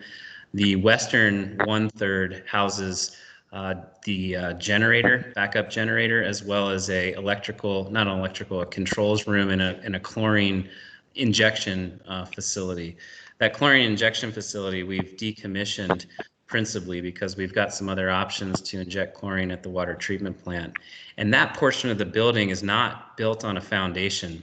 It was a wood railroad tie foundation, stick construction. The roof is very old and deteriorating. So that's the portion that we need to replace. The concrete structure would remain, but the goal here is that Bennett Architect will work with the reconstruction of the generator room and controls future chlorine system room, and also possibly recreate the look of the entire structure by doing some improvements on that older cast in place concrete structure at the same time, as well as complete a landscaping plan and a regrading plan in cooperation with the Parks Department so that we can go in front of the Planning and Zoning Commission and actually entitle that building with a conditional use permit, because currently it's a non-conforming structure. A water pumping facility located in a civic zone is not allowed without a conditional use permit.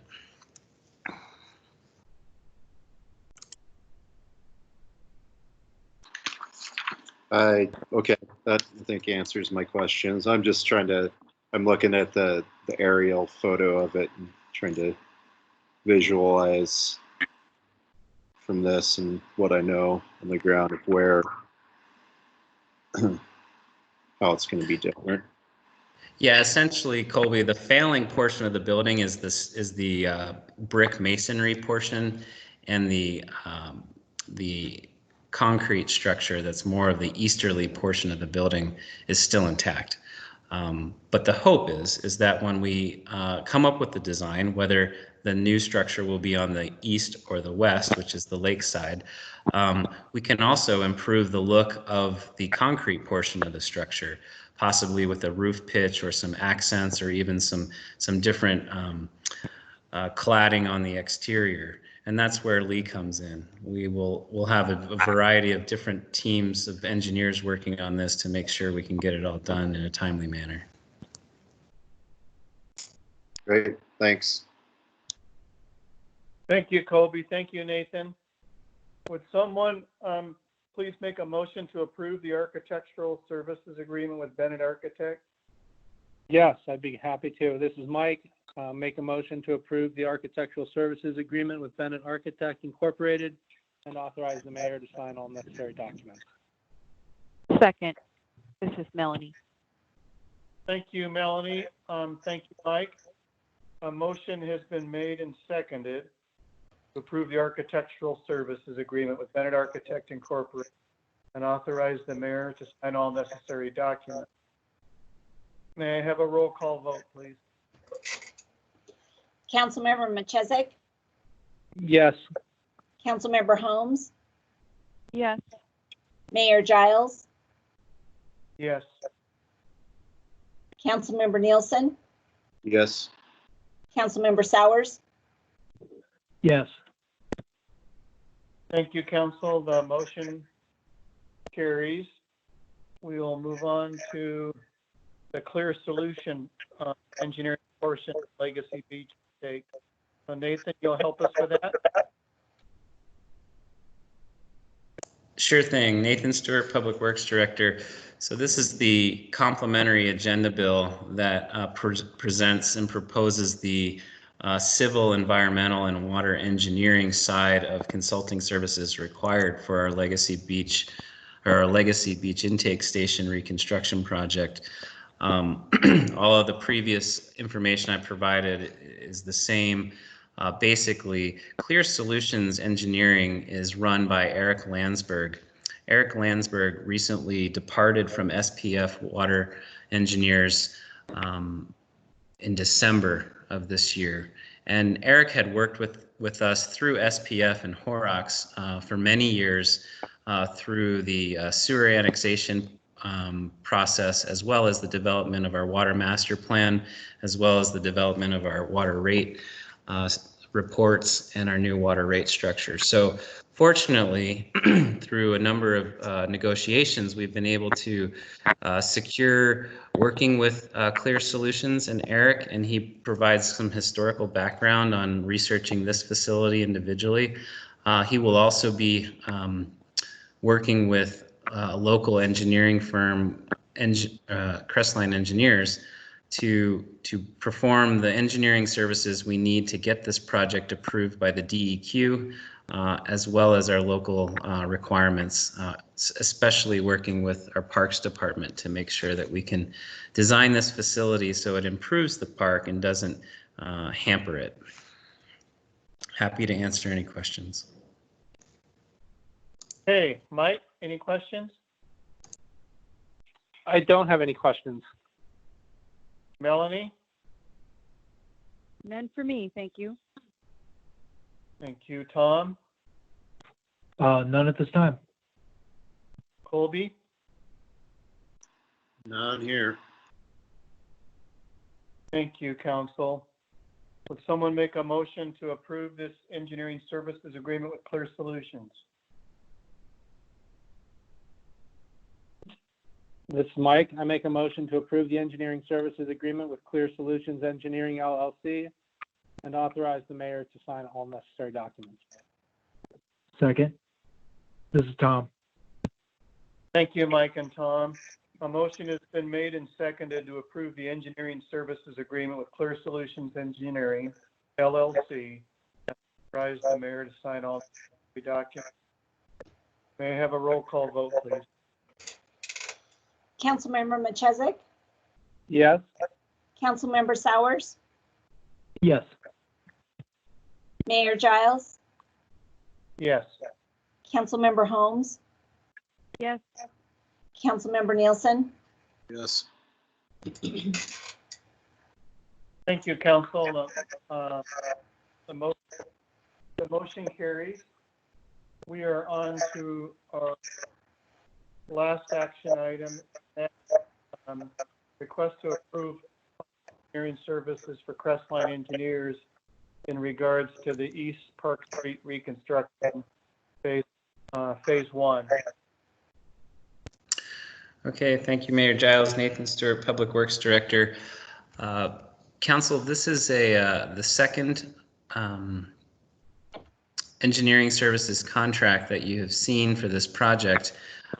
We started the development of the Park Street reconstruction about 2 months ago. And this is a project that is being funded in part by the Tourism LOT Fund, as well as the Streets General Fund, as well as the Franchise Fee Fund. And so Crestline has been progressing along from preliminary design. We're now advancing to the final design phase, and we're looking forward to bidding this project out in the next month and a half. So this proposal from Crestline and this agenda bill simply allocates additional funding to advance the design from preliminary to final. It's been an exciting project because we're working cooperatively with the Thompson Place developer and trying to recognize how best we can execute this project in an efficient manner so that we can get the best bid price that may benefit not just the city, but also our developer that we're cooperating with. We've had a number of interesting meetings with the property owners along the street, and we're looking forward to advancing this design into the bidding process. Happy to answer any questions.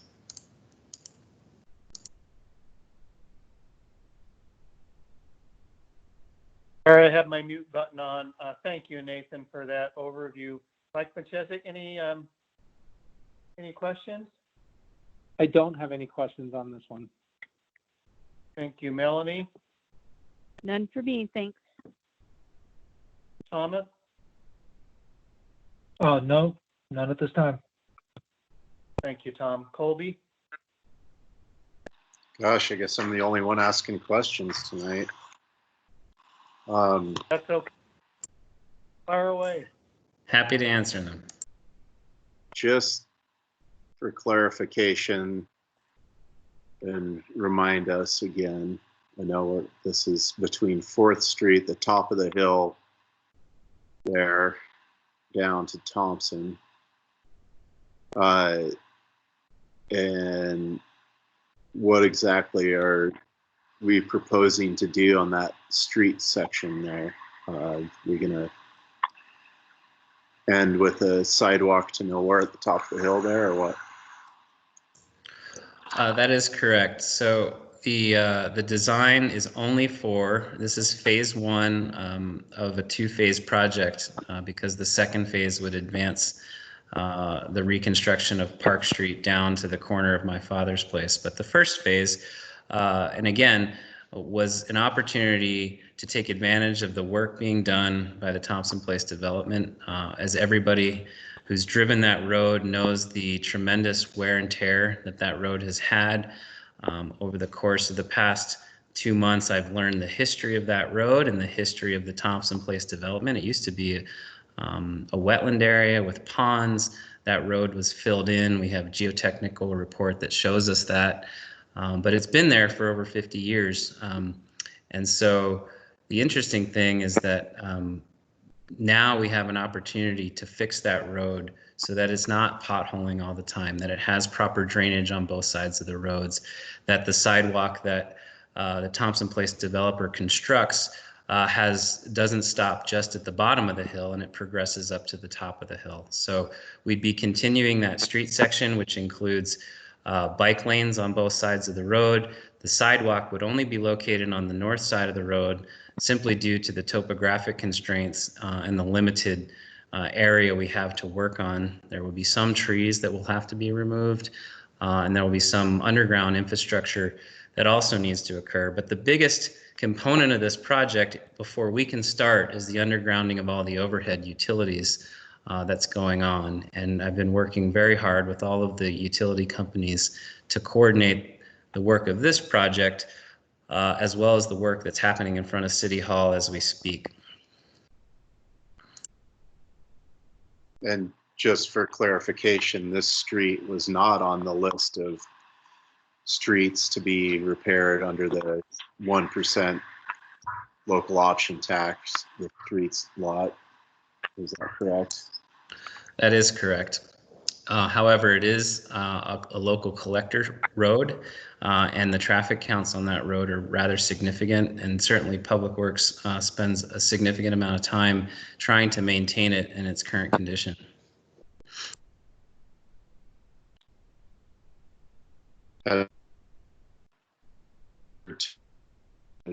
Reroute that road or pathway to eliminate that dangerous hill for pedestrian travel in particular?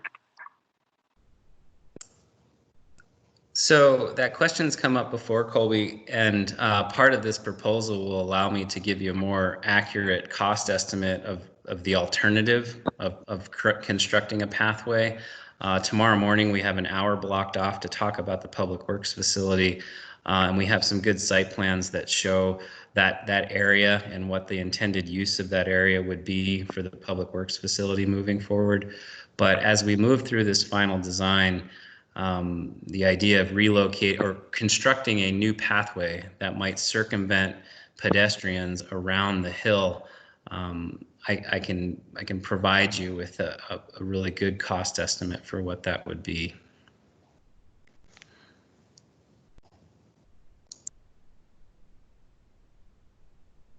Thanks, Nathan. You know, I guess my only concern, well, one of many concerns, I guess, but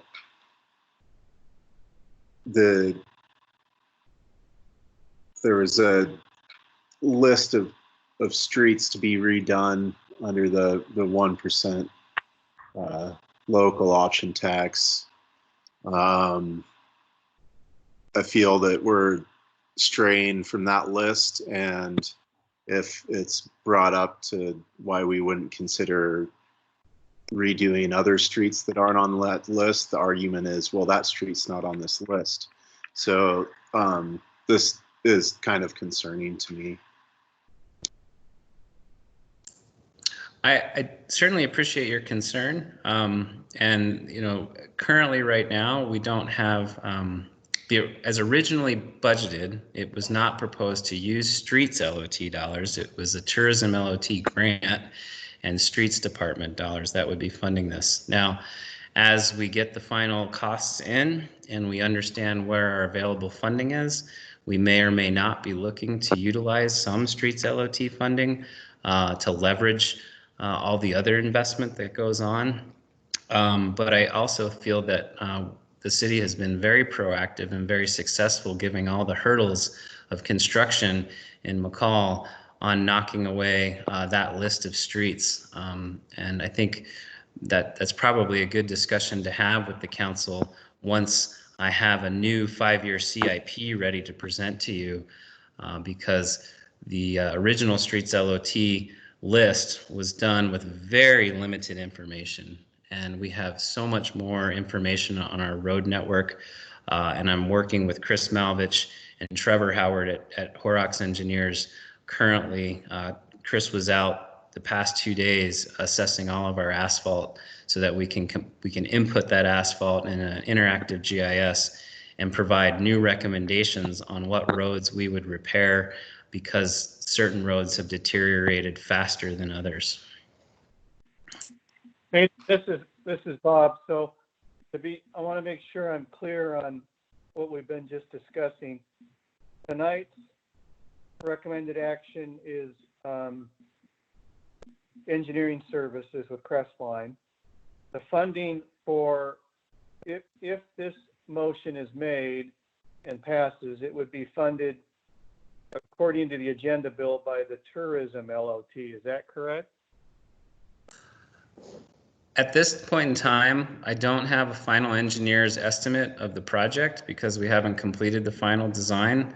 I do anticipate that the cost of this project will require the use of both tourism LOT dollars, which is the grant that we were receiving from the tourism LOT fund, as well as the street fund dollars, not the streets LOT.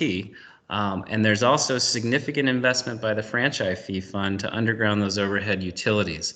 If there are additional funds that are needed to execute this project, I'll work with the city manager to find those funds if we feel that they're actually available. If those funds aren't available, we won't be able to do the project and we'll have to program it for a future year. So we'll be using all the available funds, but the Streets LOT fund identified those. There's a certain number of projects that were identified for that money to be spent, but the language also identified that the nature of those funds was to maintain our roads and repair our roads, and that the city had to have skin in the game as well. And so what we've tried to do with those funds is to execute those projects as best we can in a timely manner, and close to the schedule that we can, but also taking advantage of the cost savings that we have when a new project comes up. So for instance, with Mission Street, we got a 93% grant from the state to do that. So that really tells us there's an opportunity to utilize some small amounts of funding to make that project happen. Similarly with the Thompson project. I think we're tracking you, and a key point for me is that tonight's decision is funded by, according to your agenda bill, $25,000 is funded by the tourism LOT only. Now, that is correct. If phase one, after the design is approved, you would bring it to city council and discuss with us the funding if you were proposing the streets LOT, for example. That is correct. Yep, we will be bidding that project out.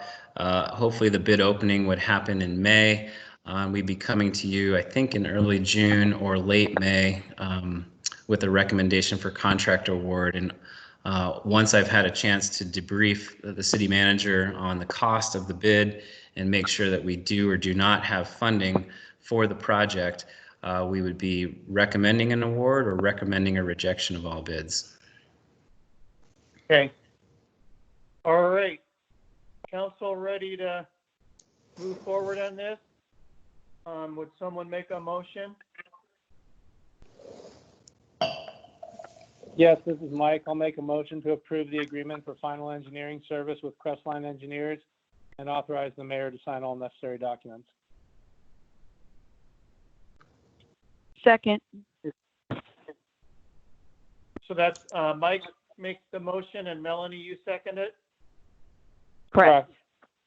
Thank you, Council. A motion has been made and seconded to approve the agreement for final engineering service, Crestline Engineers, and authorize the mayor to sign all necessary documents. May I have a roll call vote, please? Councilmember Machesik, Yes. Councilmember Holmes, Yes. Mayor Giles, Yes. Councilmember Nielsen, No. Councilmember Sowers, Yes. Thank you, Council. The motion carries. That brings us to the COVID-19 update. Thank you, Mayor Giles. Annette Spickard, City Manager again. And I believe Justin Williams, Chief of Police, is on the line, and he has an update for you. And after he's finished with his update, I can add a little bit to that and see if you all have any questions. Thank you, Lynette. Justin? Mr. Mayor, can you hear me? I'm trying a new headset out tonight. Yes, you're coming in great. All right, fantastic.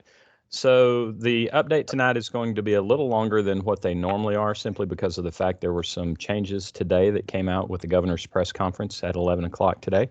So we will start with the fact that there are 1,836 cases in Idaho as of today. We're averaging 100 new cases a week, and it does appear that the curve of infections has actually been flattened and is not quite as significantly increasing as it has in the past. The governor extended his order, as you know, earlier this week through April 30th. And what that means is that the city facilities will remain closed. Nothing within that order changes our current operational response. We're awaiting purchased personal protection equipment for all city staff. It's rather difficult to obtain nationwide right now. So we are still in the process. We did get a first shipment of N95 masks, and the fabric masks should be available, I believe, in the middle of next week. That PPE equipment will be directly will directly impact our serviceability to the public if no PPE is located. But right now it does appear that when we do go live with a soft reopening, that we will have PPE that's available. Short-term rental restrictions are still in place through April 30th. Businesses should prepare for a May 1st soft opening according to the governor's standards that should be employed, which focus on employee safety, social distancing, and limited customers inside.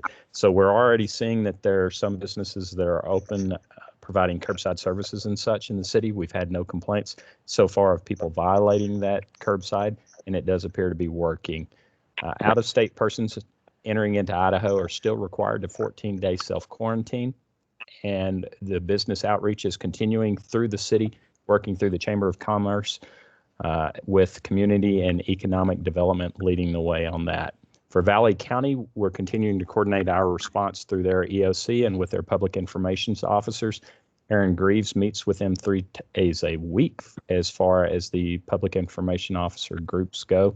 And we've got a note here that says unemployment rate for the county is currently sitting at around 21%.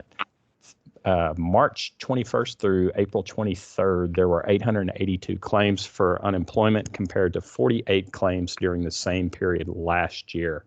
That's an update of where we stand at this very moment. As you know, Governor Little today announced the plan for reopening the state in phases. It's called Idaho Rebounds, and there is a website that has quite a bit of information from it. There is no order as of the start of our meeting yet. It has not been given out, but the website does have quite a bit of information for us to sift through. The Emergency Operation Command staff today met this morning, and we discussed our procedures for moving forward with a reopening of the city and of the county. We also talked about the possibility that these things could change due to the fact that the governor had not yet given his press conference.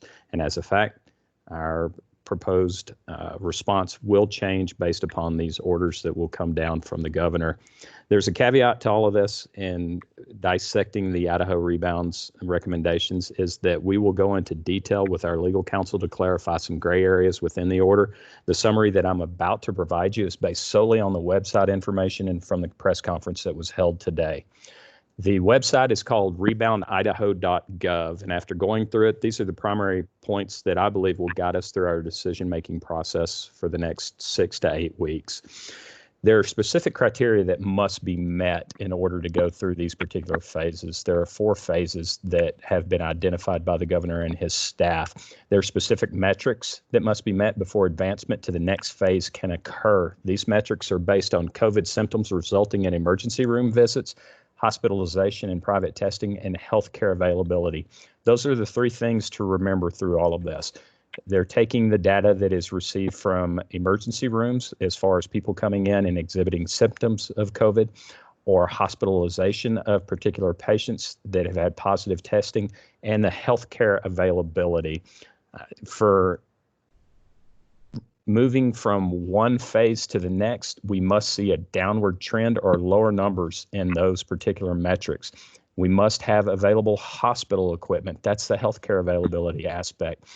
That means ventilators, beds, staff, those types of things to handle any increase that may occur once these restrictions are released. The data is to be reviewed every 2 weeks on these metrics, and the decision will be made and announced after the data has been reviewed as to whether or not we will be available as a state to move to the next phase. The current phase, we will continue our course of action. That lasts through April 30th. So we will stay the course. Our city response and reaction will be the same. We will not change what it is that we are currently doing. Phase 1 begins May 1st and lasts through May 15th. And these are tentative dates that have been set by the governor's office. Right now, I'm working with CDH, the Central District Health, to clarify if we're actually on track to meet these metrics. And as of 4:30 this afternoon, we were currently on track to move into Phase 1 starting May 1st. Now, the city's response and considerations for Phase 1, we will continue to promote telework. That is a requirement of this particular order that's due to come out. Phased employee reentry is recommended. At-home employees, those that are immunocompromised or at high risk, are urged to stay home. It'll be up to particular employers to make sure that employees have the ability to work from home and that concessions are made for those employees. Employers are also urged for the city to minimize non-essential travel. The public sector, they are to avoid public gatherings. It does not say that it's prohibited, so we're trying to get some clarification on that because there's some contradictions in this particular aspect as the order continues. They are to minimize non-essential travel as well. 14-day out-of-state quarantine is still in effect for those people entering Idaho from an outside state. Retail businesses may open if they follow specific guidelines that are listed by the governor's office in the CDH. Restaurants, bars, and salons are still to remain closed, but churches may open. That's Phase 1. Phase 2 is May 16th through the 29th. Again, tentative dates. The city's response will be the same as in Phase 1. Nothing will change. It is the same recommendations that we will have to follow. For the public, the significant changes in gatherings. Gatherings of less than 10 persons will be allowed. And so that's the contradiction that we see from Phase 1 to Phase 2. In Phase 1, it says that they should avoid public gatherings. It does not specify a number.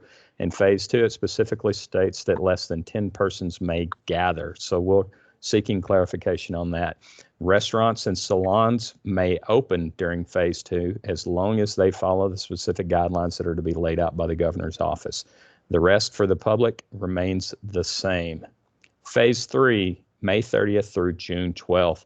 The city's response: non-essential travel may resume beginning May 30th. The rest of the order remains the same. For the public, gatherings of 10 to 50 persons will be allowed in phase 3. So now it moves from less than 10 to a gathering of 10 to 50 persons shall be allowed as long as they follow social distancing and specific orders as stated in the governor's recommendations. Non-essential travel for the public may resume beginning May 30th. Bars and large venues may open beginning May 30th. The rest of the response for phase 3 remains the same as phase 1 and phase 2. Phase 4 begins June 13th. That is the anticipated full opening and the removal of all restrictions for the governor's recommendation for the state of Idaho. It's important to note that the metrics must be met prior to the advancement of the next phase, but the review of the data only takes place every 2 weeks. This means we'll have a very short turnaround on notification to move to the next phase or the next stage. We're preparing our responses to every stage, and we'll have it in hand awaiting the next stage notification. Non-essential travel restrictions will expire during this phase 1 or phase 2, and that will directly impact McCall as we will see an increase in visiting traffic. And finally, as for the city and our employees, we should continue to promote working remotely while phasing in employee returns. Our high-risk employees should stay home, and we should accommodate working from home until the final phase is implemented. That's the update as far as what happened today. Should you have questions for me, I'll be happy to answer them. That was great. Thank you, Justin. Appreciate it. Questions, anyone? Bob, this is Melanie. Justin, I have one question for you, and not to say that this is my desire, but I'm curious. If we wanted to preemptively open a certain sector sooner than the governor's decree or whatever we want to call that, would we be able to? No, we would not. We would be in violation of the order because this is going to be an order that comes out, and these will be treated the same as the previous orders that we've had before. So deviating from those, we will not be able to do so. We can be more restrictive, but we cannot be more lenient. And Melanie, this is Annette. There was a conference call, which I think Mayor Giles also sat in on this afternoon with the Association of Cities and the governor, and that was asked of the governor directly. What if a city or a county wants to do their own thing separate from that, like just ignores it and reopens the whole town or something? And he strongly asked us not to do that. And to please respect the order. So all along, we've been following his order and promoting and educating on those points. So I think that would be my recommendation, to continue for the next short bit while he's trying very quickly to get the state reopened. And if you look around the country, I think he's on a more aggressive timetable than maybe some of the other states.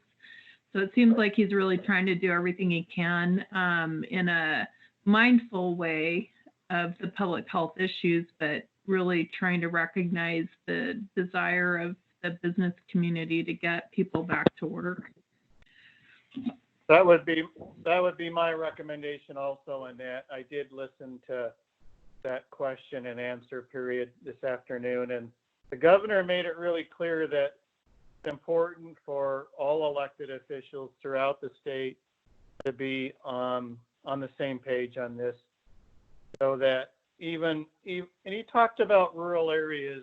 Some counties don't even have any outbreaks yet or cases to report, but they also don't have hospitals and doctors. And so he explained that if someone in a small rural area, elected official, really opened it up too fast, they would be causing problems then with hospitals in adjacent counties. So I think there's some real wisdom in doing what Annette said.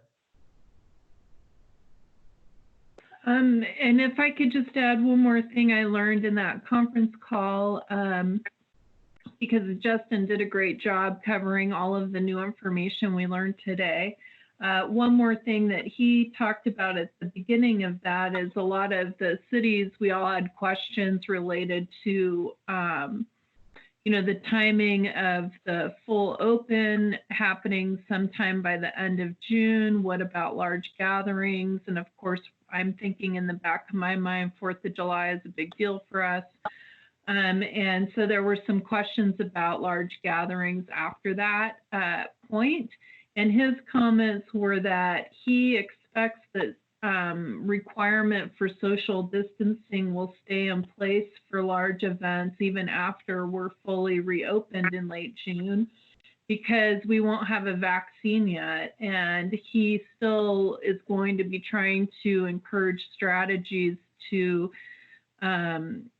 encourage social distancing until there's a vaccine available, which we know could take maybe a year. So he said his main issue for the cities to consider is how are we going to come up with standards for how we manage large gatherings in our public parks? How are we going to deal with sanitation regularly with the public restrooms? And he recommended that we think about doing our big events differently in order to ensure social distancing. And so we don't need to talk about 4th of July specifically tonight because that wasn't on your agenda. But I just want to plant that seed because as staff internally, we're already thinking about how we're going to do things differently when it comes to public usage of parks and things. And so I believe on the upcoming meeting schedule, we have some time with you all to talk specifically about 4th of July. So we'll be prepared to discuss those different ideas with you in May. But he did make it pretty clear that the expectation for social distancing while in public spaces is going to continue even after we're in, quote, stage 4 or phase 4 of his reopen plan. And that's all I have. So before we leave this topic, Colby, you served on a task force. I believe it's countywide. Could you give us an update on how that experience has been and what you've learned? For me, it's been pretty limited interaction. I just get a weekly update from the EOC. So, yeah, I don't know what else to say on that. Well, thank you for providing that. I mean, giving of your time to do that. I'm sure it's been pretty meaningful. Seems like it's a good organization and trying to do stuff timely. With that, are we ready to go to upcoming meeting schedule? Review the upcoming meeting schedule that we have printed. Sure. Okay. So tomorrow morning we have our Friday special meeting or special work session. And the schedule that's in your packet had been updated earlier this week with the new version. So we'll have 3 items tomorrow: the Public Works Facility Plan, the local housing projects discussion, and then the new item is a request for approving a very streamlined FAA grant, because we received notice from the FAA that through the CARES Act, the Federal Coronavirus Relief Act, we are going to be eligible to receive $30,000 for the McCall Airport with no match requirements and almost no strings attached, really. So we just need to do some paperwork to get back to them in order to receive those dollars. So that was added when we received that notice. So we'll ask you for that approval for the mayor to sign that application tomorrow morning. And then in May, you'll note that we're doing your meetings on the 1st and 3rd meetings. I believe you all approved amending the meeting schedule, and I believe that's to accommodate for the holiday. And so we will have a meeting May 7th and May 21st, and then the special work session on the 22nd. And then again, the June meeting schedule was updated at your retreat in January because of the AIC conference, I believe, which, Bessie Jo, have you heard from AIC about whether they plan to hold that event this June? We received some information from them this week that said that their spring meeting would be, they were putting together some videos. They have not canceled the June meeting at this time. I think they were waiting to see the results of the governor's orders. So I think we'll get more information as we go. Okay, so again, the schedule in June was adjusted to accommodate attendance at that annual conference. And I think that's all I have regarding the upcoming schedule. Do you have any questions or any items that you would like to see added to the list?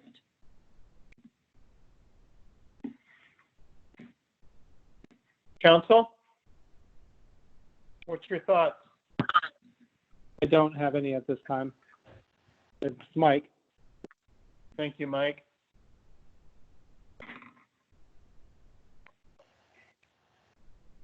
I guess we're good on that. Yeah, the only thing that I would say, this is Melanie, is that I potentially may not be available for the May 22nd meeting. But Okay. that's not set in stone yet. Okay, thank you for the heads up. Hey, this is Tom. I just, for a future meeting, I think we had perhaps discussed the possibility of the former labor building maybe being looked at in some way for some usage.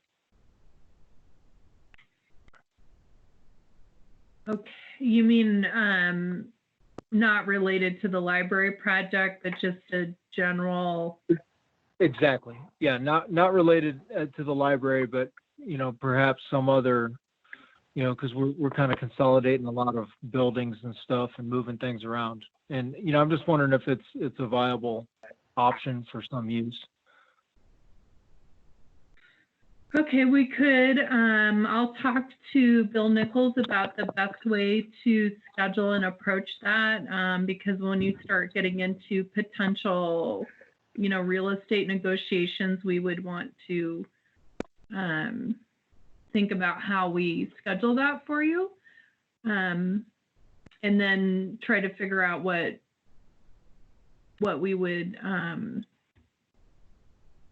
I'll have to think more about how to frame that discussion for you and what kind of information you're going to need presented and who would be the right person to do that for you. So let me think about that and talk to Michelle at our department head meeting next week and see what we can, how we can best do that for you. And I think my primary thing is just kind of a rule out. It's brought up quite often as a possibility for something, and if it's not a viable option, I'd like to have that information. Okay, thank you.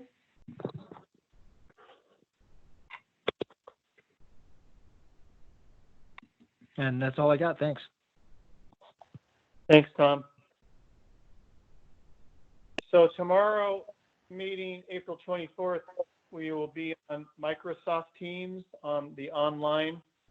And it seems like we all passed the test earlier this week. Thank you, everyone, for participating in that and learning how to use that software.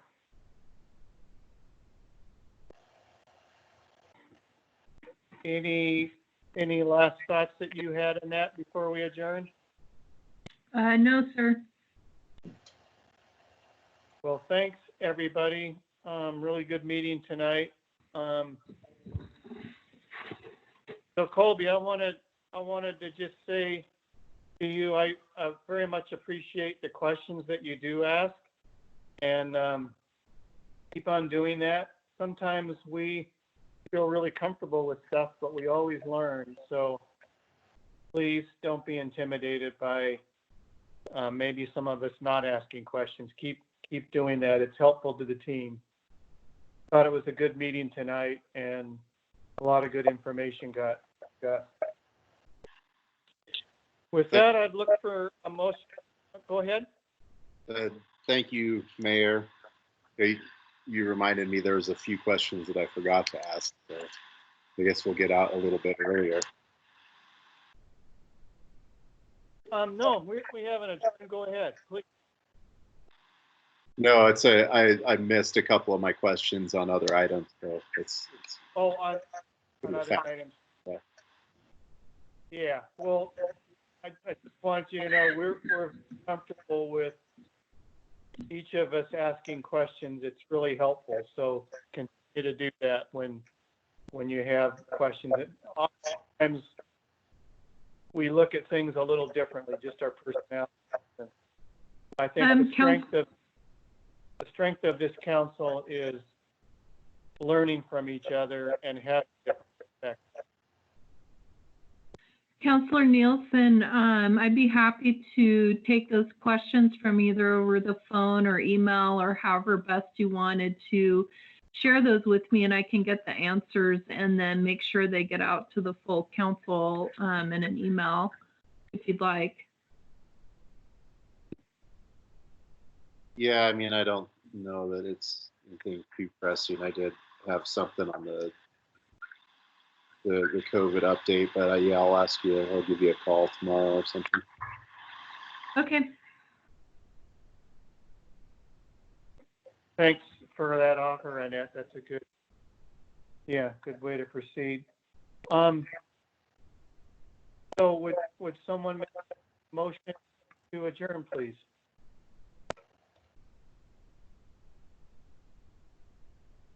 We adjourn. Yep, make a motion to adjourn. All Second. in favor, say thank you for that second. All in favor, say aye. Aye. Aye. Aye. Anyone opposed? All right. We are adjourned. Thank you, council. Good job. And look forward to talking to you, seeing you on the screen tomorrow at 9 a.m. Thank you. Woohoo. Thanks. Good night, you guys.